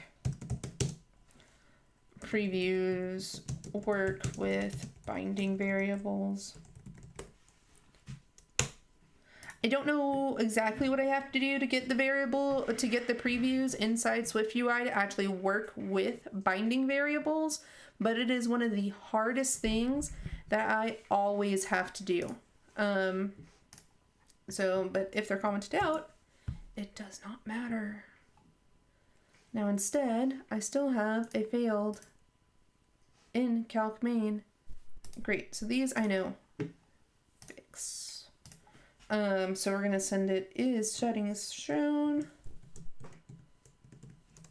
And then bling chosen settings. And it's gonna get mad because it shouldn't be a private variable anymore since we're passing it around.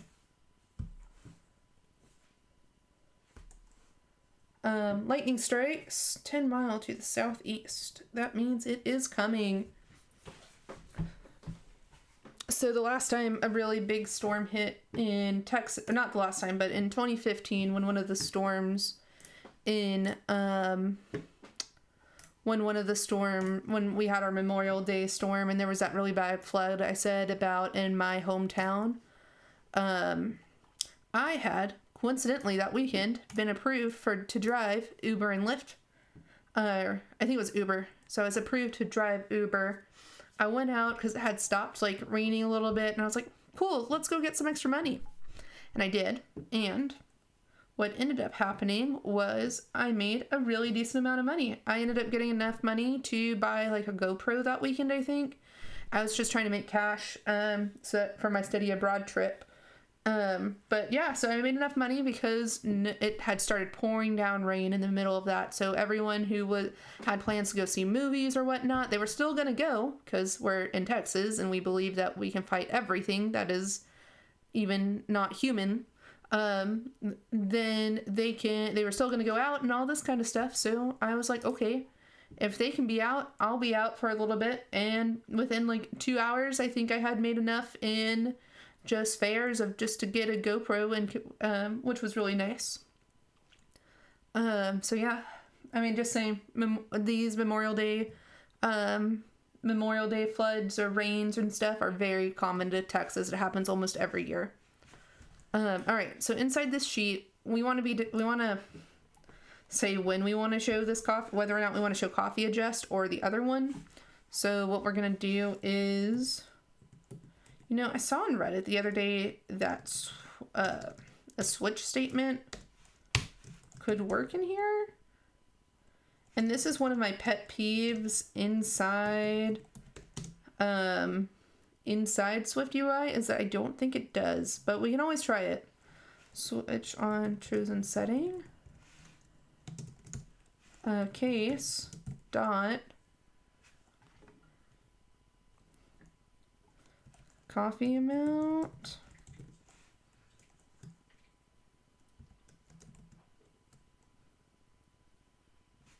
Closure containing control flow statement cannot be used with, yeah, I didn't think it could.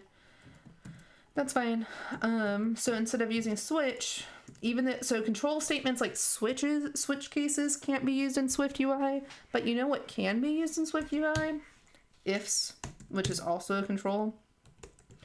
So if self dot chosen amount equals dot coffee amount, great, else we want it to be that main edit.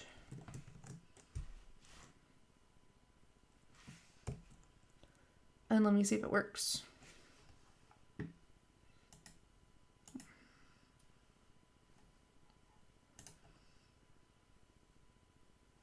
Oh, not chosen amount. Chosen setting. Remember, variable names is important. Okay, so yeah, so switches can't work in SwiftUI, but ifs can, and you can control those. There's still control statements, like control flows, so whether or not you do this or this, it's just one is written differently than the other. That is something that I'd be really down that's one of my wish lists on WWDC this year, is for switch statements to actually be implemented inside SwiftUI views. It would be easier, especially with like these enums, to just say switch on this setting, and then .coffee amount do this, dot brew settings do that. Okay, but try again, build it, try it again, and let's see if I can make it happen.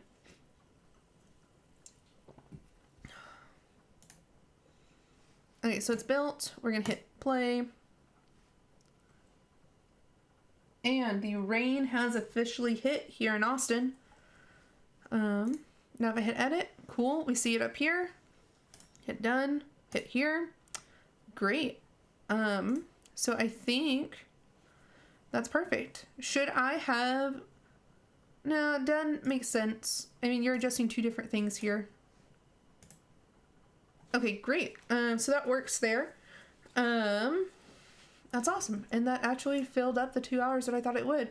One thing I'm going to do real quick is in that main edit, I want a padding on the top.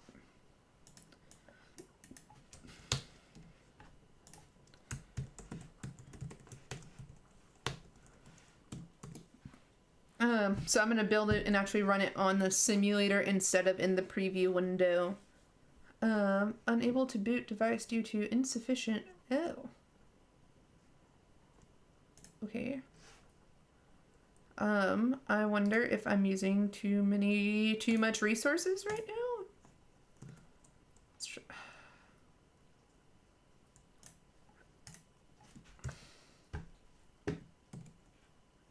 That really shouldn't be an issue.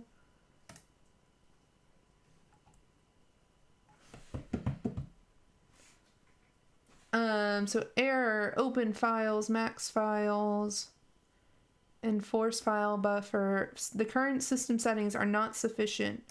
So I guess I don't have more than I usually do when I stream open.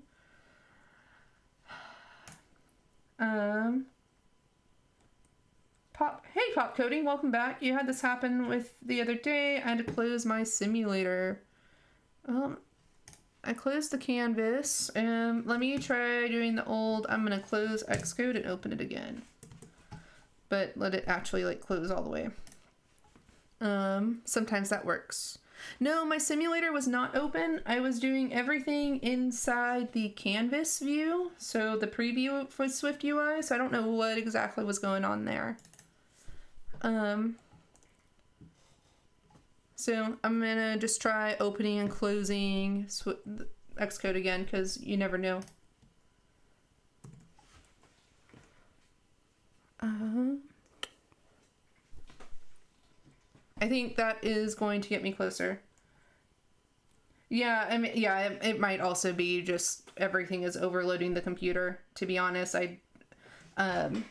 Which I wouldn't be surprised. Cool, and it's attaching, so this is definitely further than it has been before. Yeah, I just got really choppy on the stream because of trying to run too many things, especially with the simulator. Oh,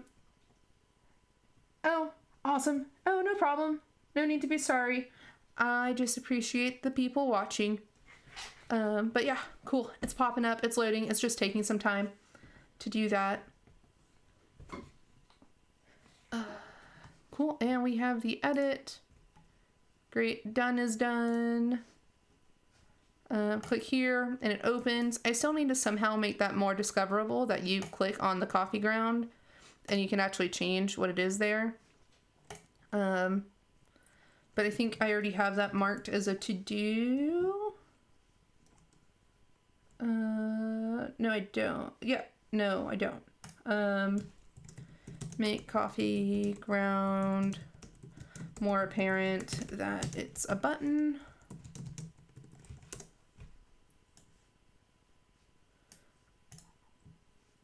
Oh, I have that. Great. So I don't actually need that checklist. I already have it as a thing here. But I think my edit screen is done. It looks, those need to be bigger to match the other inputs that come in. So let me go ahead and do that real quick. I'm gonna go ahead and close my simulator though. And change that. So that was under the ratio edit.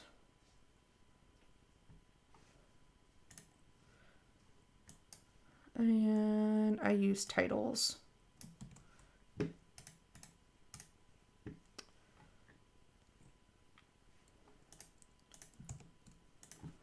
Cool.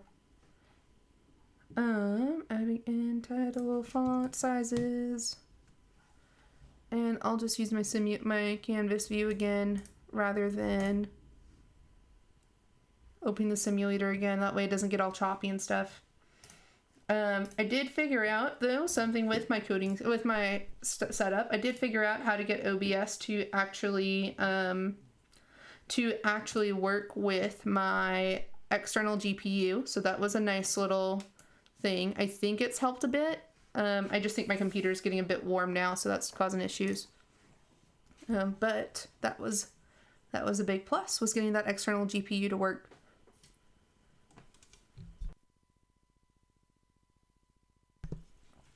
Cool, and that's just building so that we can see it.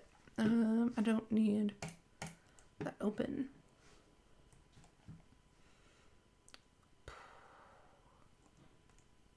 Yeah, so that's gonna look better. And if I put it into Calc Me, or not main edit, that looks way better and matches a lot more as to what you're actually editing. Great, so that part is done. I can move the edit screen over to being done. Cool. Let me go ahead and get that typed up and added as added in here. Oh, we're not in ArtNet Converter. We are in Coffee App. Edit screen is done, and what else works with it? So edit screen is done, and navigation works.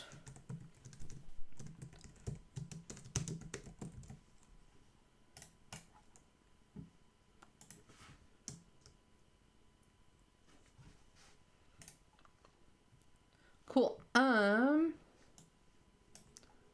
So the next thing I need to do is actually add that user defaults for ratio and blooming. I don't know if I actually want to add user defaults, so I think just because there might be another screen that has the like a grid for brews to choose from, I've been thinking about adding in. And it's just trying to figure out if that's actually what I want to do first off. And if I stored in user defaults, I guess nothing's wrong with storing it in user defaults, at least to start using it a bit more, like while I'm brewing coffee.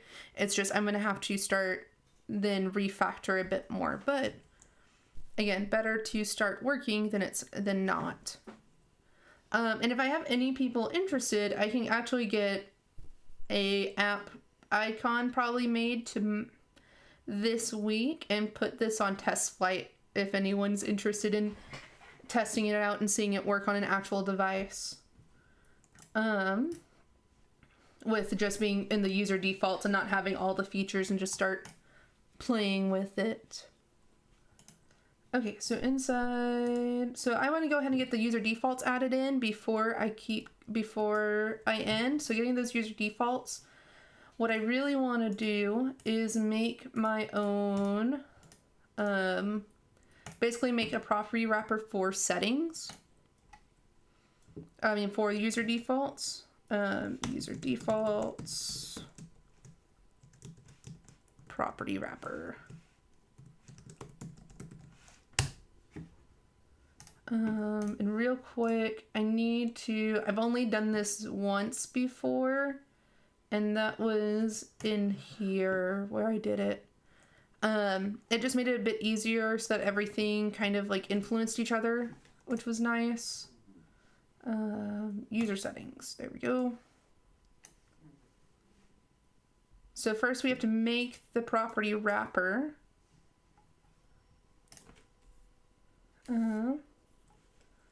Like my morning filtered coffee, so I'll be awesome. Thanks, Pop Coding. Cool. Yeah, I will get that going, and then I'll probably post it on. I will see. The next time I'm live, I'll have the test flight link put in, or I'll add it to. No, I'll add it to one of the panels on my Twitch page. There should be one that says Project Coffee Companion, and there I'll add the link for test flights. So that's awesome. Thanks. I appreciate it. And see if that helps. Cool. Yeah, I just gotta get I have to get it approved, and I gotta get all that App Store stuff done, but I can do it.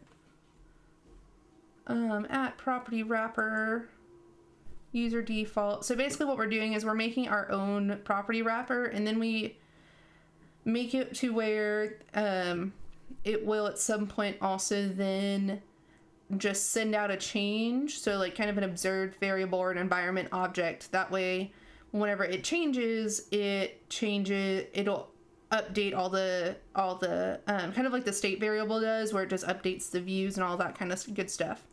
So I am going to head and copy and paste this because it works that way.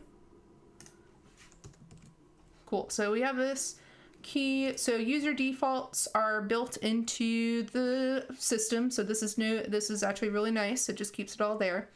And they're stored on a key value system, just kind of like a dictionary. So now we can make this property wrapper. And I believe it's a class that I want to do it as. Yeah.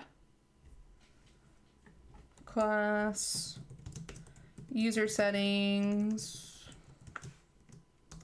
and I want to import combine, because to make it work with that environment object, I have to have it as working with with the combine API and I need to make it an observable object is actually what we're gonna do.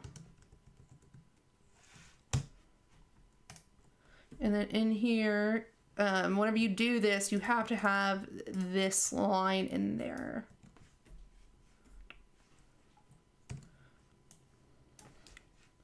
All right, so now I can actually start declaring my variables that I need. So I can, exactly like we've been calling state and all that kind of stuff at user default, right? Yeah. At user default, and then this property wrapper takes in the key and then the default value, so the type of that value, just the default value. It doesn't necessarily need the type. User default, so we're gonna say the key, what am I keeping in here? So bloom length, and that's going to be 90.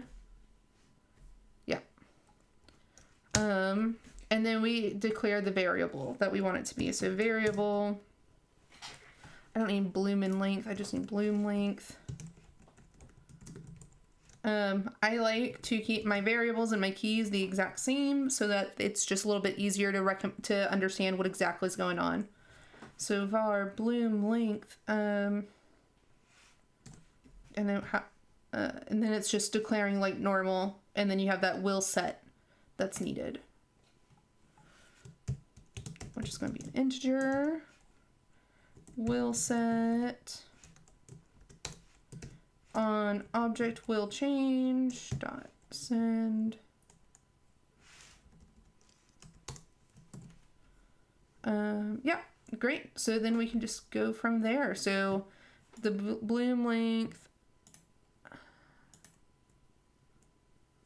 cannot convert value of type int. Oh, because it needs to be a string. Duh. There we go. Okay. Because it literally said up here, string. Great. So inside that string, we are going, so we have bloom length. What's the next one that I need? Inside edit view, we're going to need ratio edit, so coffee and water.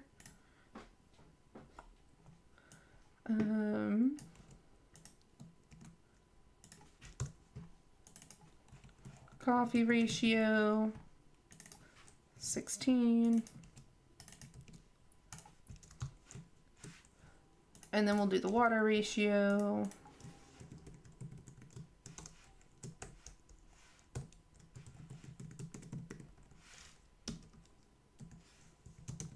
Default value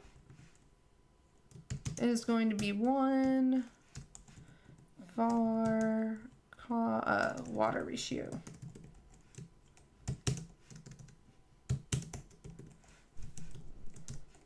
We'll set object will change dot send. And then, and now the garbage truck is going by. Yay, Mondays. So we'll do another user default, and then this is going to be bloom ratio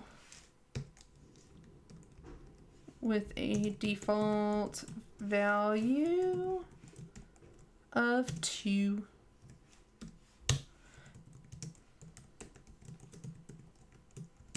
And that's basically it that goes inside this class. Object will change dot send.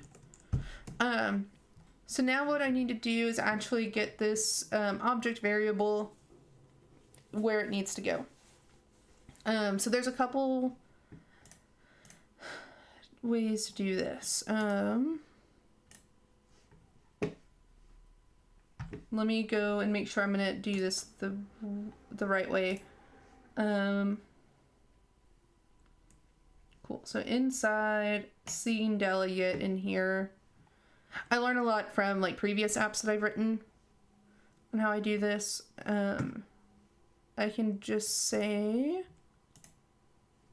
so I want to call a settings and then send an environment object. So I basically just want to say inside my scene delegate in here to say right before context, let settings equal user settings. Cool. And then we can pass in this environment variable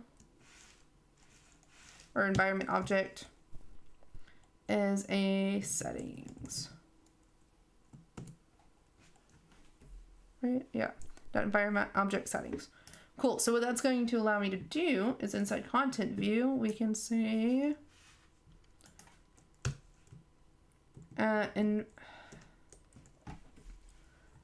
so this is one of the first things I did with this app, and I know it's just something I can do. So we want to apply the property wrapper to that settings. At environment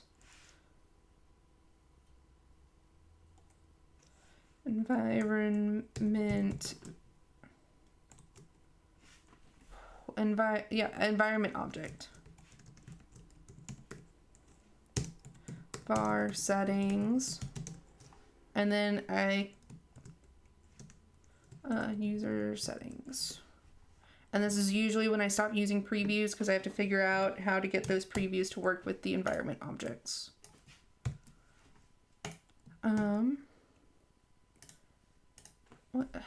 Why? It has SwiftUI kit already there. I mean SwiftUI, not SwiftUI kit. Wow. Oh, I spelled environment wrong. Again, spelling is truly one of the most important skills, or just consistent spelling. Cool, so that should be available now. So we should be able to go into main edit here, or yes, we need to go into main edit here because it's presented as a modal. We actually need to get it passed in again through the calculation view. So calc main dot main edit dot environment object, and we're going to have that here. Self dot settings.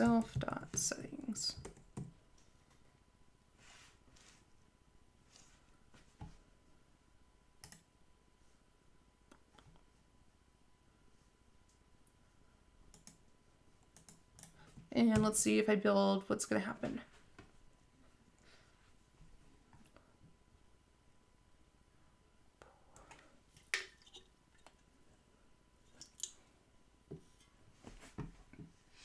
Just add the object in the preview content view. Oh, thank you, Dragon Dust.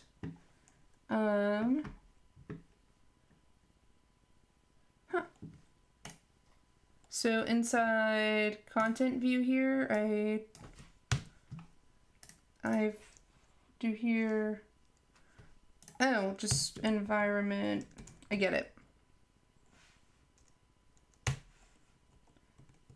And then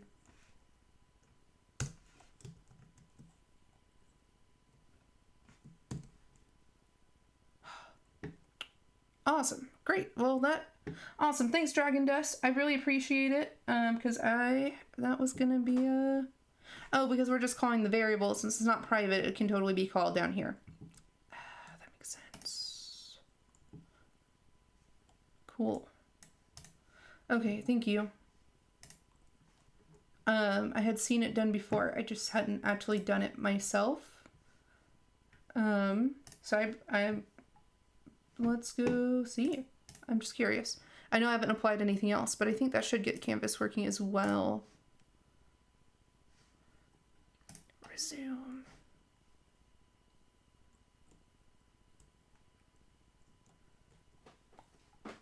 I mean, it's working. I don't have errors, so that's good. I just need to get I need to get this ratio working here, and it's going to read from, so that's going to be the first thing, is getting the edit window working into the settings. Cool, so we have settings here. And then inside ratio edit first.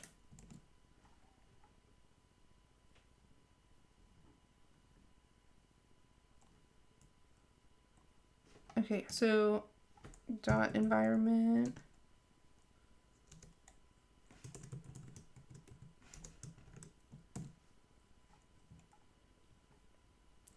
Cool.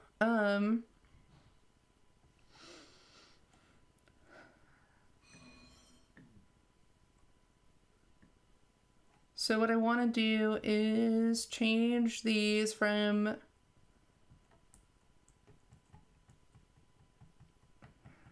so I can put these settings is actually settings dot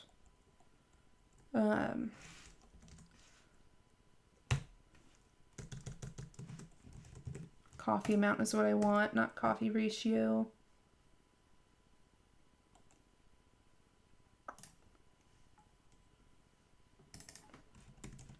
Coffee amount, and then water amount.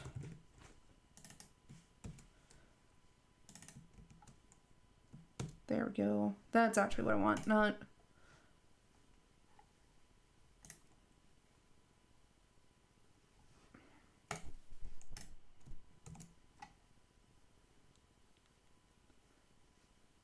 That's fine. I probably messed something up. A full instance method.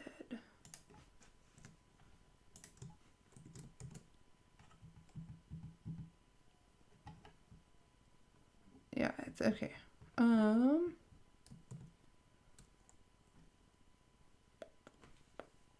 Because settings.amount .coffee amount should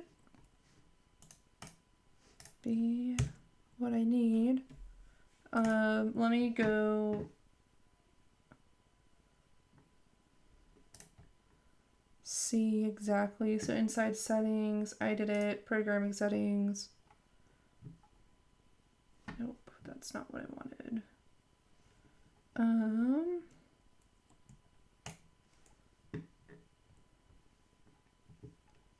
So if settings.nano mode is on, okay, so I basically just took it as reading here. I didn't really apply anything. And then when I applied, I used user defaults. I'm probably still gonna get that same error though.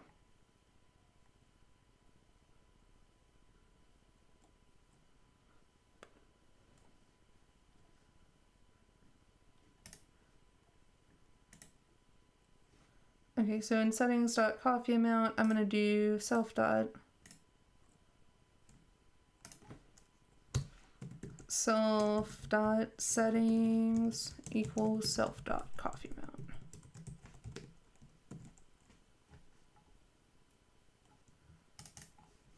Settings.water amount.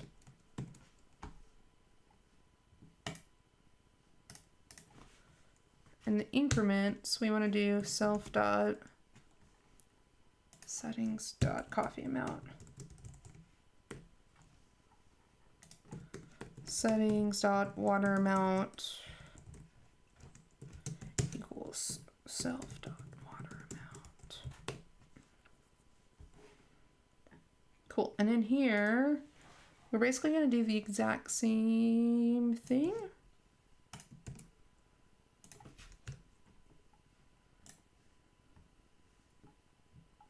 And then settings.coffee amount equals coffee amount.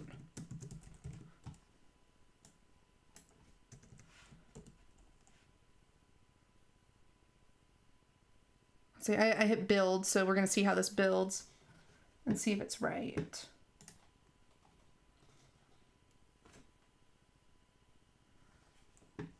Cool, and it looks like it succeeded.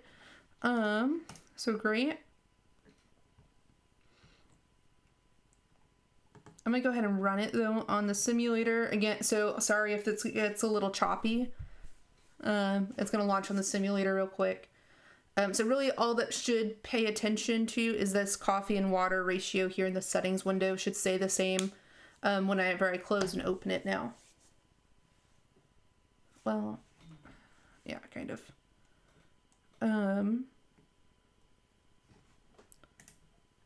Oops, wrong one. Edit. 18, 3, done. 19 and 3, awesome. So that looks to have stayed. Great. And then if I run it again, it should persist. It's gonna say, perfect, 19 and 3. Awesome. That's exactly what I wanted there. Let's go fix that calc main first now in the title block actually. I don't think I need to put those things in there anymore in the title block. No, I do. Those I do. Okay. Inside the title block here, we want it to say in the edits, environment object settings, user settings,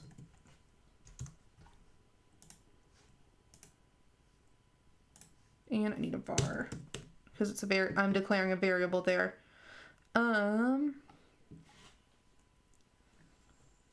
16 grams of coffee. So instead of where it says that, we're just gonna do settings.coffee amount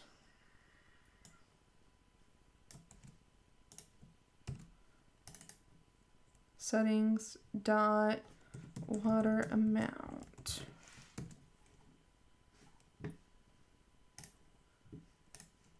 And now that should also then stop build. That should now also then respond on the main screen. 19 grams, 1 gram coffee. I just edited it in the wrong place.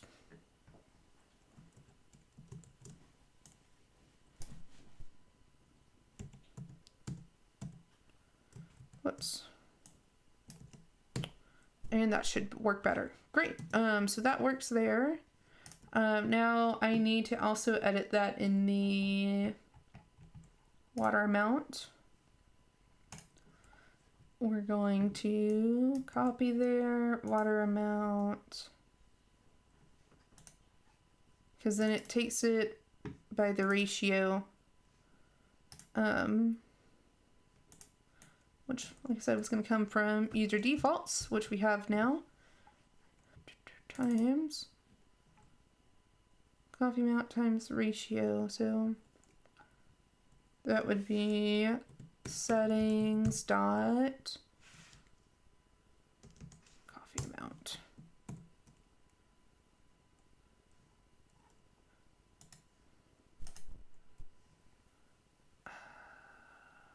Oh, the double. Okay, so that should now listen to that, which is great. It's just falling in line with these user settings. Again, this is gonna have to change once I get the concept of like different brew types in here, but it'll work. So 19 grams. So if I take this to 1, it should have 19 and then times 2. Yeah, great. All right, so that so far is good there. I'm gonna go into now, instead of ratio edit, I want bloom length. We're gonna add in our settings. And the bloom length. Do I have that as part of it?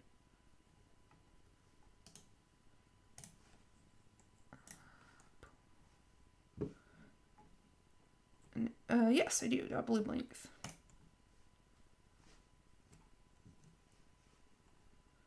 So instead of bloom. Okay, so it should really be format time. Settings dot bloom length.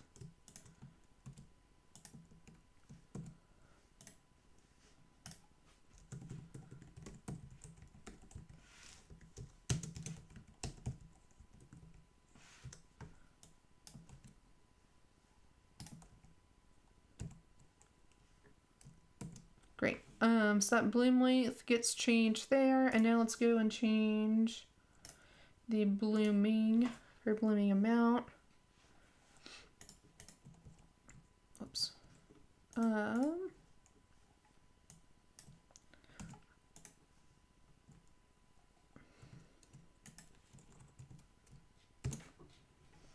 Settings, and then so instead of blooming there, we do settings dot bloom length, but we need to make sure it's a double. It's double. There we go.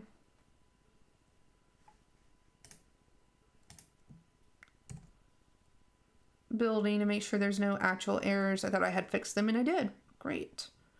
All right, so blooming should be taking care of bloom length.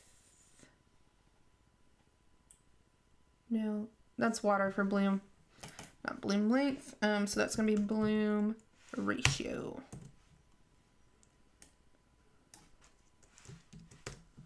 My bad. Which still needs to be added in.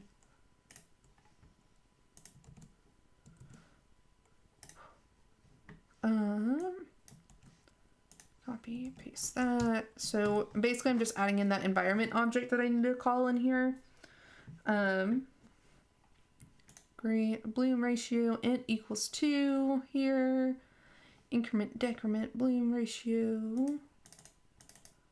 It's gonna be settings dot bloom.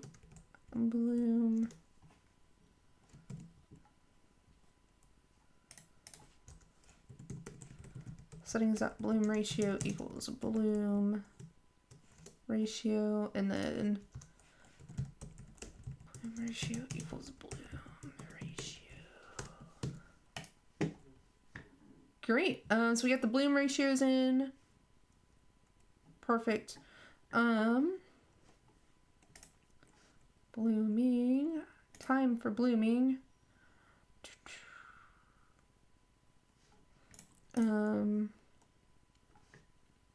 Bloom ratio, bloom length. Awesome. Time for blooming should be based on, so this text is what needs to change. How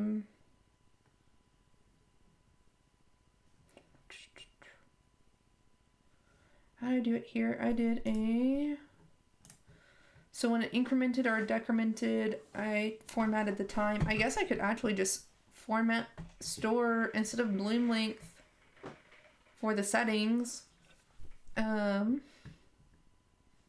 Minutes, seconds. I could just store that as an actual. So we obviously still want bloom length, but we actually want a time given as well.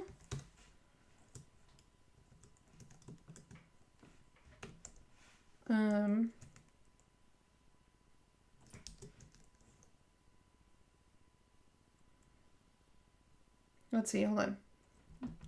So it doesn't really need to be stored as a default because we have this bloom length. I mean, it could really just be another variable.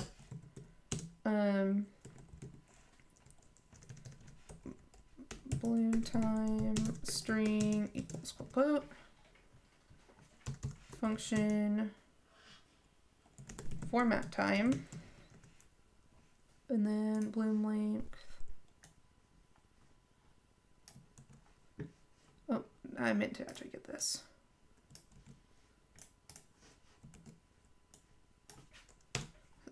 So instead of settings bloom length, it's just normal bloom length here.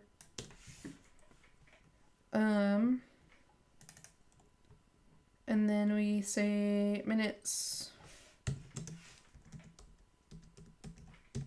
Again, I'm going for more readability than I am like quick code that I have to change.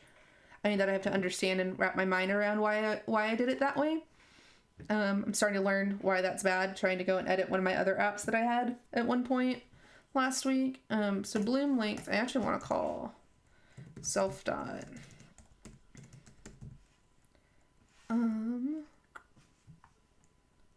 Format time in here.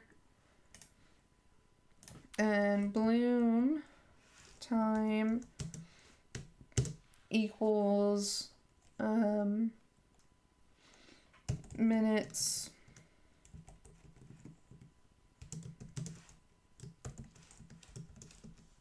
plus seconds.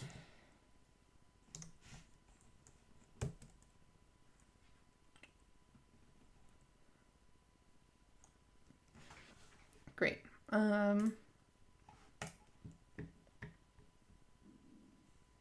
So really, I think I should be able to just say settings dot, oops, settings dot bloom time, and we don't really need to even call this anymore.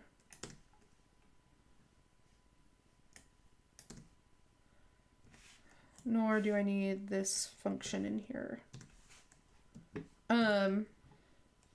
So basically is when this is going to set, so when bloom length is going to change, we're going to format the time and just output it to the string. This string doesn't really, I mean, I don't really need to store the string inside user default since I always have the time. So that's why I did it that way. So now instead of,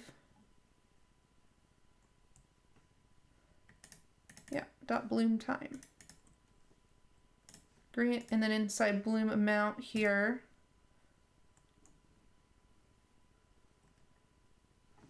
bloom length here.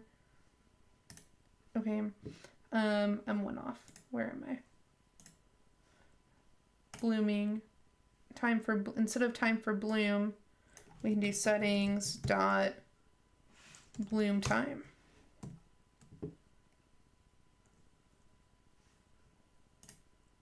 Okay, and then bloom amount. I just gotta make sure I have that set up correctly here now. Settings, increment, decrement, bloom ratio, bloom ratio. Great. Let's see if that works now. It should work. I think it's gonna work. I'm almost positive it's gonna work, and if that works, then I'm gonna be kind of done for the time. Yeah, because 60 times, usually I just 19 to 1. I mean, I'll have to figure out. There really is no reason to actually change your water amount. Your water amount should always stay 1. So I'm gonna go change that real quick. Because really, I just need.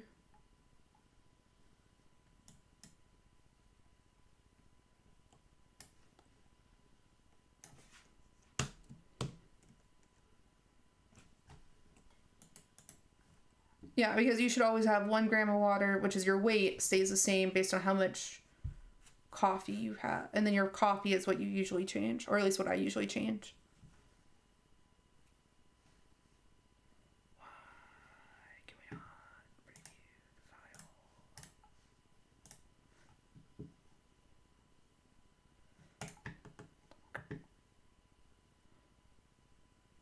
I think it's because my simulator was going, was that I couldn't preview the file.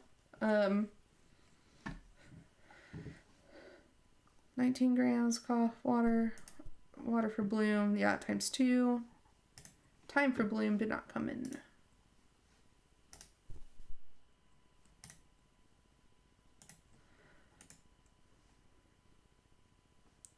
Cool. So we have 60 grams of water here, 1140. So then if I take this back to 16 grams, we have 960, 120. I go and I edit my blooming time to 45. Yeah, maybe this should start. This is gonna be. Yep. And then water. Yep. Okay, so water, changing my bloom, 60 grams. Okay, so it looks like the basic functions work. I'm going to go ahead and build that one more time though and make sure it persists. And if that works, then I'm gonna call it done and say we did a good job. Or say it's been done and it's happy. 20. I mean, it said 16 there. The only thing is my time for bloom is not loading correctly because I know why, because it is not calling it as it should be immediately. So inside blooming, let's do a dot on up here. Oops, wrong one. Dot on up here. We'll do self dot settings dot format time.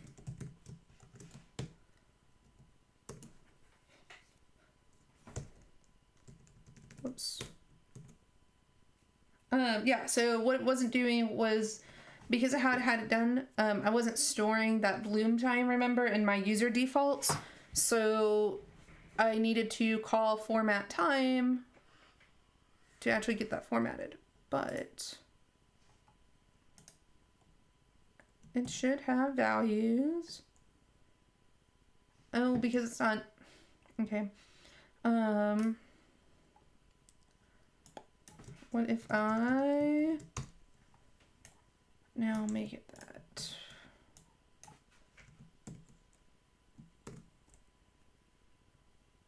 that? Because it wasn't calling will set, it just didn't call it to update at this point in time.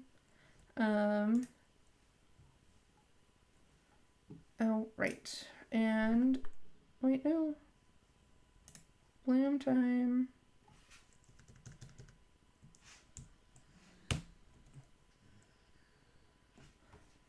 Stored property. User cannot be constructed.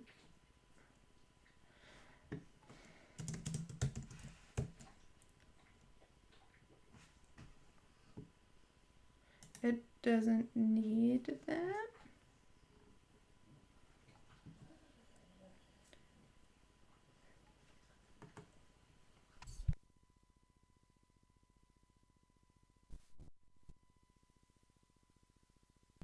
There we go. Okay, so now it's working. So now we have 44.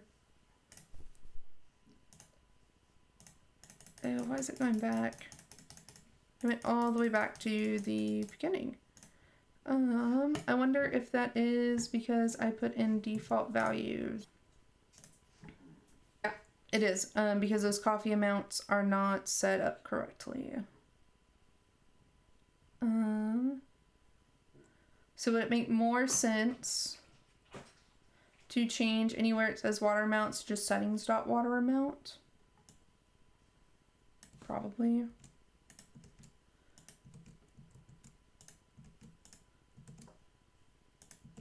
Because what's happening is it's not updating correctly because the initial values are always here. So I could either do what I was doing and changing water amount or whatever the local variable is to just read from settings, or I could just set the local variable every time this view appears to be the proper amount. I think it's just better to go and have it read from settings, have it be a single source of truth, and then be done.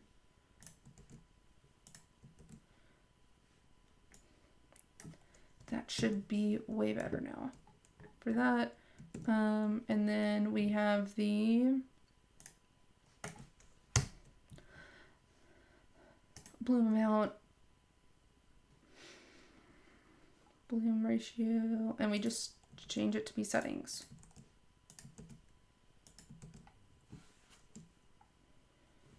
Yeah. Bloom.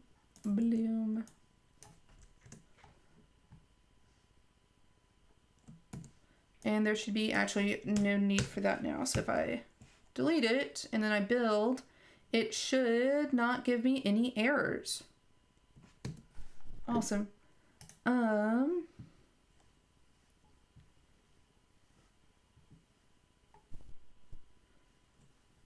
Settings.bloom time, settings.bloom length equals settings.bloom length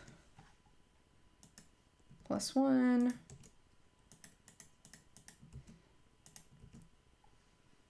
And then I don't need that either.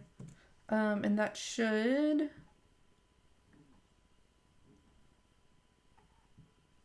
give me what I need. 0 zeros.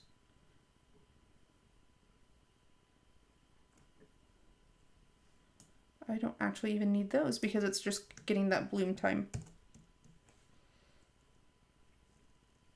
I'm just building to make sure I'm not getting actual errors in there. And then ratio edit is done as well. And now I'm gonna run it to make sure it's actually right as well. And then, I keep saying, and then it's done, and then we're done.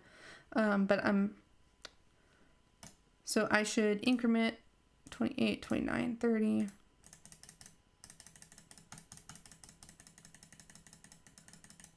Great. I need an easier way to input that time, especially if you want to go like from 45 seconds. You have to then hit it 15 times to get it from a minute. Maybe 90 seconds is not what the default should be.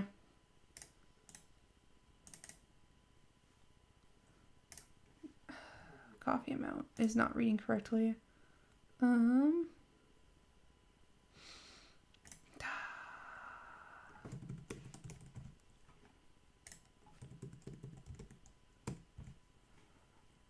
well, that's what happened.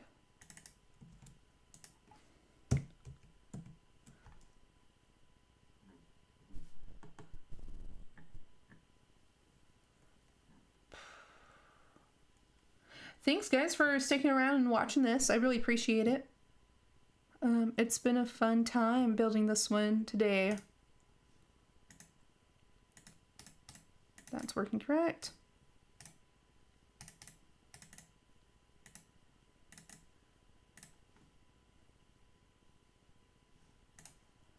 Done. 9:45. Cool. I'm gonna run it just one more time. Make sure that it's running right.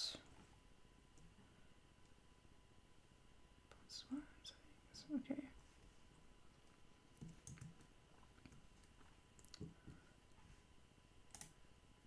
Why did that? I'm pretty sure that was set to 46.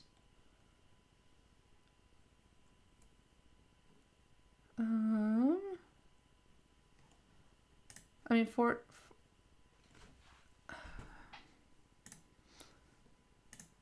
45 is done.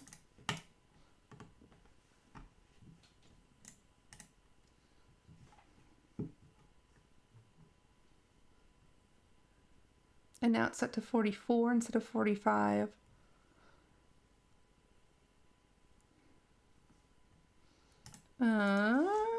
Let's print bloom length.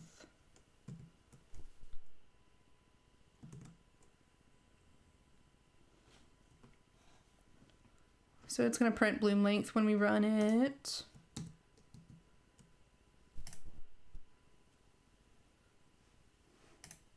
Okay, well, it held that time because I didn't actually go and adjust it. So edit 45, 44, 45. Why did it take 2 button pushes?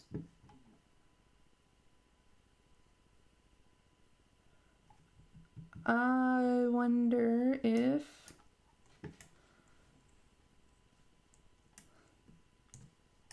you actually want, can I do a did set?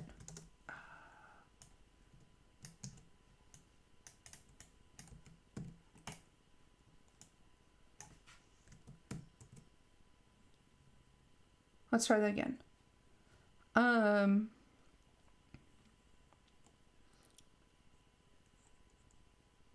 wish I knew. I wish I could tell you that I knew exactly what did set was gonna do, but it made sense in my mind. Why did it increment?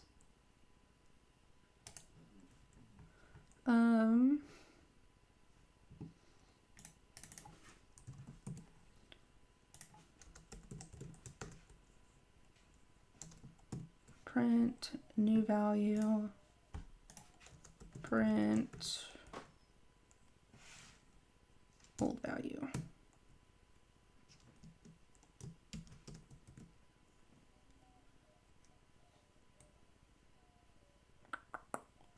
Something's going on with the buttons in bloom length.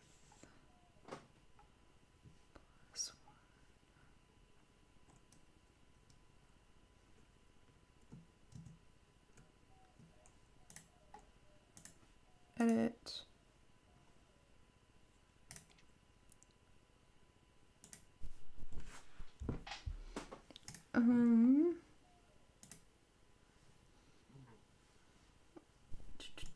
User defaults. What's going on?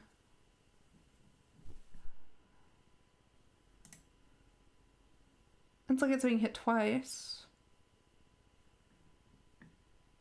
Oh, well, yes, I'm printing it twice. That would be why.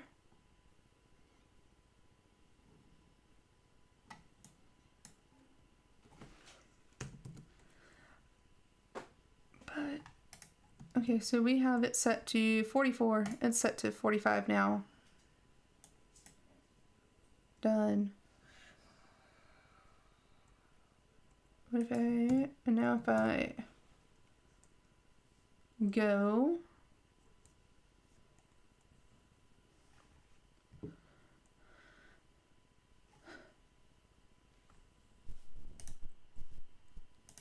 okay, it's still 45. I'm gonna go one more time.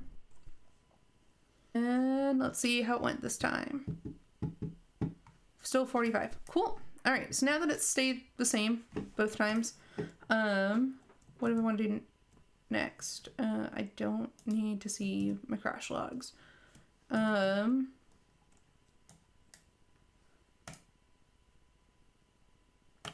do want to store actually one more setting, and that's going to be the coffee ground. That way, in case it get the last one, that way it stores the last one that you entered or the user entered. Default value 60. We drink a lot of coffee in the house, which is why our default values are like, or which is why I go for like 60 grams. I make like one pot at the beginning of the day and try to keep it warm.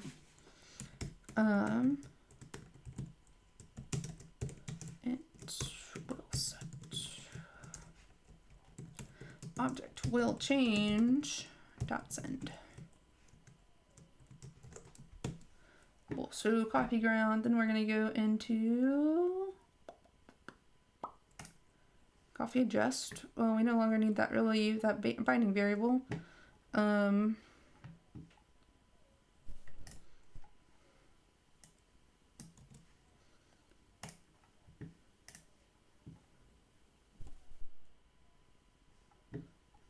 We're going to say dot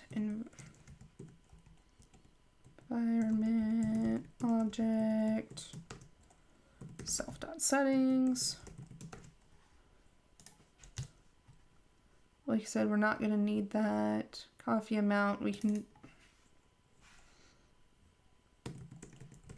settings dot coffee amount. No coffee ground.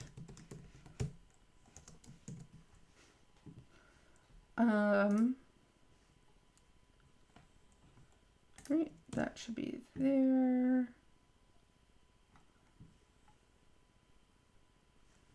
And then inside coffee adjust, add environment object var settings, user settings.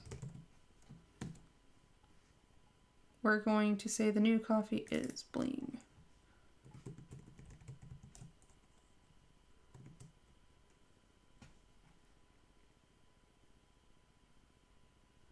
Hold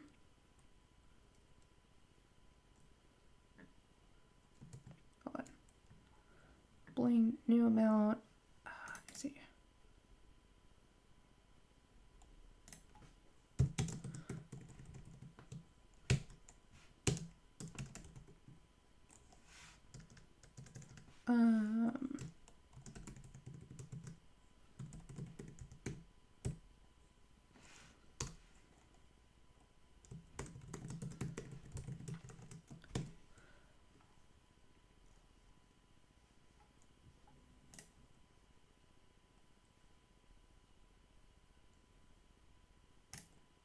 Okay.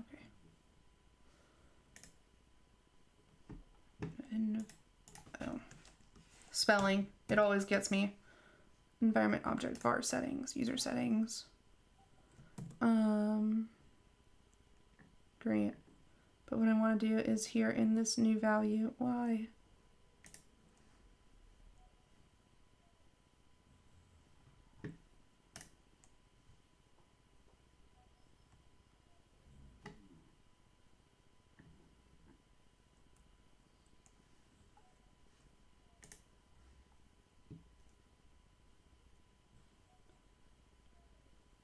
The value of type sum view to expect argument type environment object.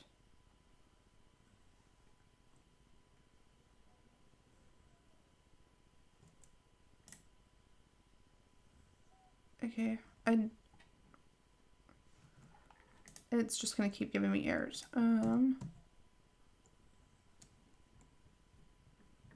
Yes, that should be a lowercase setting, so that is correct.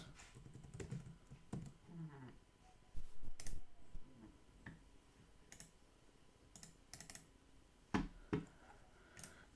edit. See, I didn't have to put that there for that preview.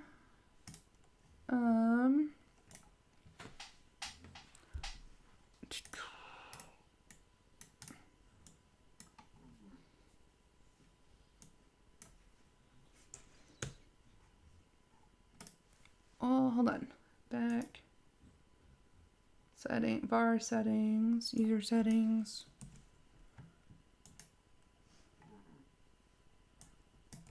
Making sure that's right.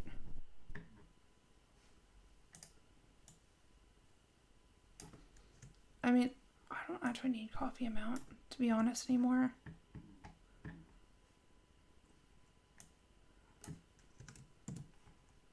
I don't need that because I am just sending, I'm using the user defaults. So self dot settings dot coffee ground.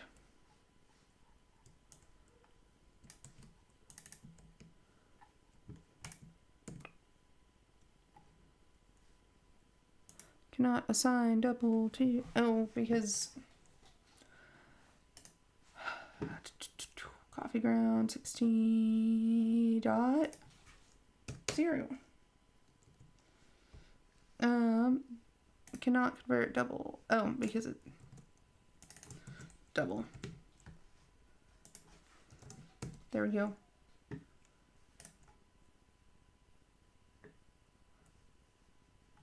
Okay, so coffee amount, ground, coffee amount, is this double number? Yeah, and then, so this should be, oh, I'm just giving it, I don't actually need that in there. And get rid of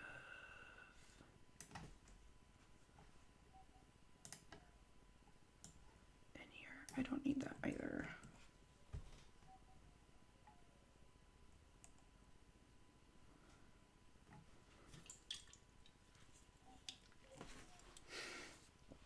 And water goes everywhere. Okay, it says it's running, so that's a good sign.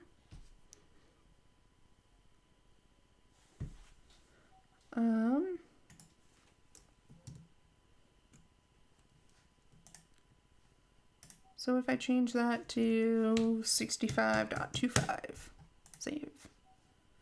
Everything changes. Stop. Go again. And trying it one more time. And then once this is done, that did not save.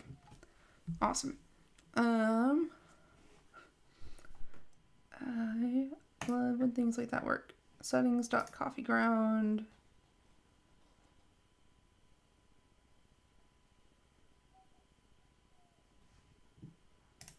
Coffee adjust. Settings.coffeeground equals the double of new amount.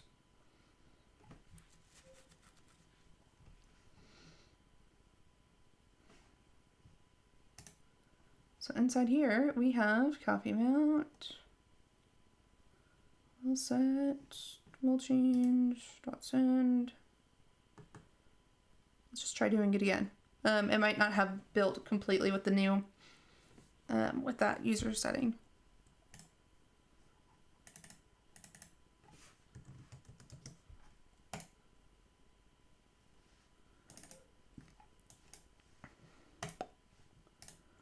Coffee timer, 65 is held. Let's just build it again and make sure 65 is still held.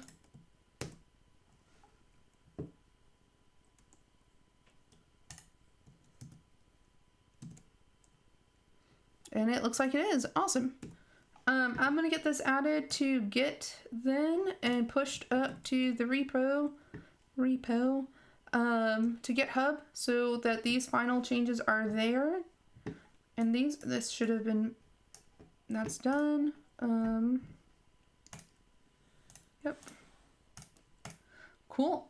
So that's kind of it for the rest of the stream that I have. If you guys want to ask questions like in this last like 10-ish minutes, I am more than happy to just sit and chat about what I did and all that kind of stuff.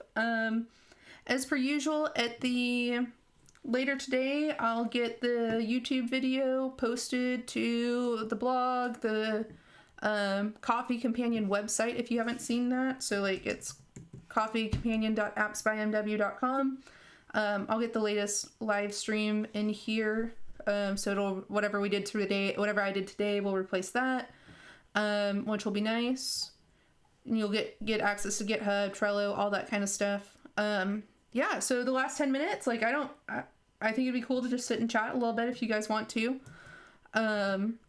Like I said, it rained here, so I didn't really get to do too much this weekend. It rained last night and today.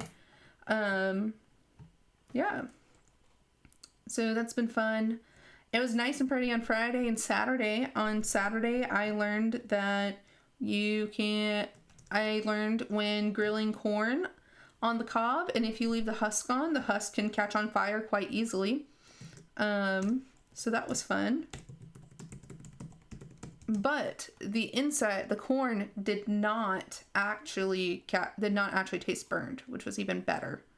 I'm so glad that it did not actually taste burned, or else that would have been bad. User defaults got added, and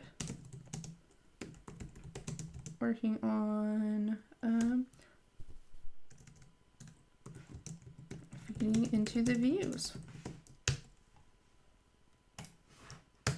Cool. So those should be on GitHub now. That just got pushed up to GitHub. Like I said, if you so that should be there, github.com/appsbymw/coffee-companion, or just go click on the link in the panel for Coffee Companion on my Twitch. And that should get you there. Cool. So that's done. So next stream, what are we gonna do? Next stream, we're gonna work on that setting a bit. I'll get the icon off stream stuff for me to do. I'm gonna get that icon working, get that icon created off stream, get it worked on to get into test flight. Get into test flight. Post link to test flight on Twitch, and I'll get that link to test flight. It's going to be posted on my Twitch channel in that section for Coffee Companion, so feel free to, so it'll be there if it's, hopefully as soon as it'll get there as soon as it gets approved by Apple, and then so the link will be there, so feel free to test flight it once it's there, hopefully by next stream for sure. And then what else? So coffee ground, more important. I really want to work on figuring out how to add a log of coffee brewing. So that's probably something I'm going to decide how to get this implemented, and how to get this navigated to. That way once the timer's hit stopped, it gets logged and you can go back and see what you've done before. But yeah, so those are going to be the two main things that we work on next week, which is the day of June 1st. Man, it's already a month. Another month gone. Cool. Yeah, so next week we're going to be making the coffee ground more important, so you can actually know you tap on it, you can enter, and then add a log of coffee brewing on as well. Next week. Yeah. Great. Thanks guys again for stopping by and for watching me struggle and make the code happen. Like I said, this week I'm gonna work on getting that coffee brewing, getting it actually onto TestFlight. And again, if you guys want to ask questions these last like couple minutes, I'm here for it. So if you want to type in some questions, feel free, and I'll answer them to the best that I can. Yeah. Do you guys have any big plans for the rest of the day? I'm guessing that it's getting close to the end of your day or the end of the night.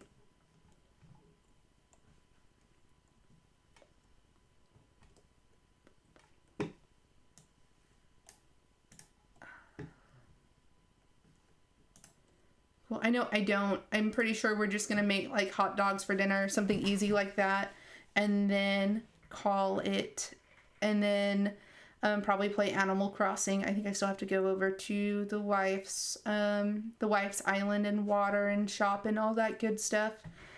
If you notice on my schedule, I do have another stream at 4 tomorrow. I added some streams on Tuesday and Thursday at 4 o'clock.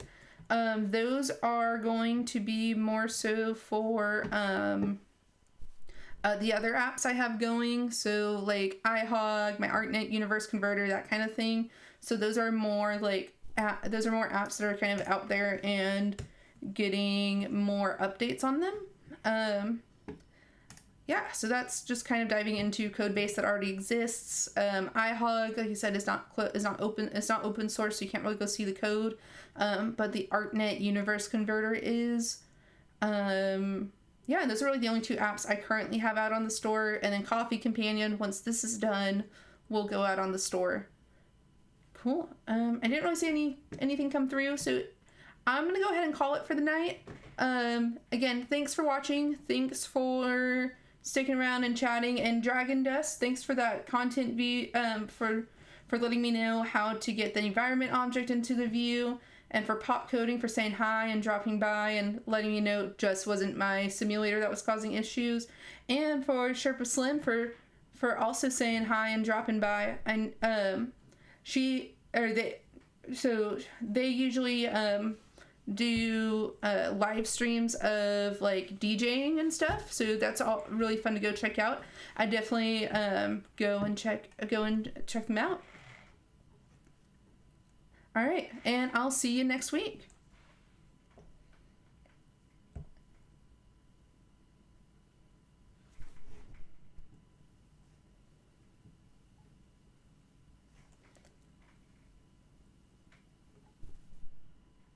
I don't think I have anything in here.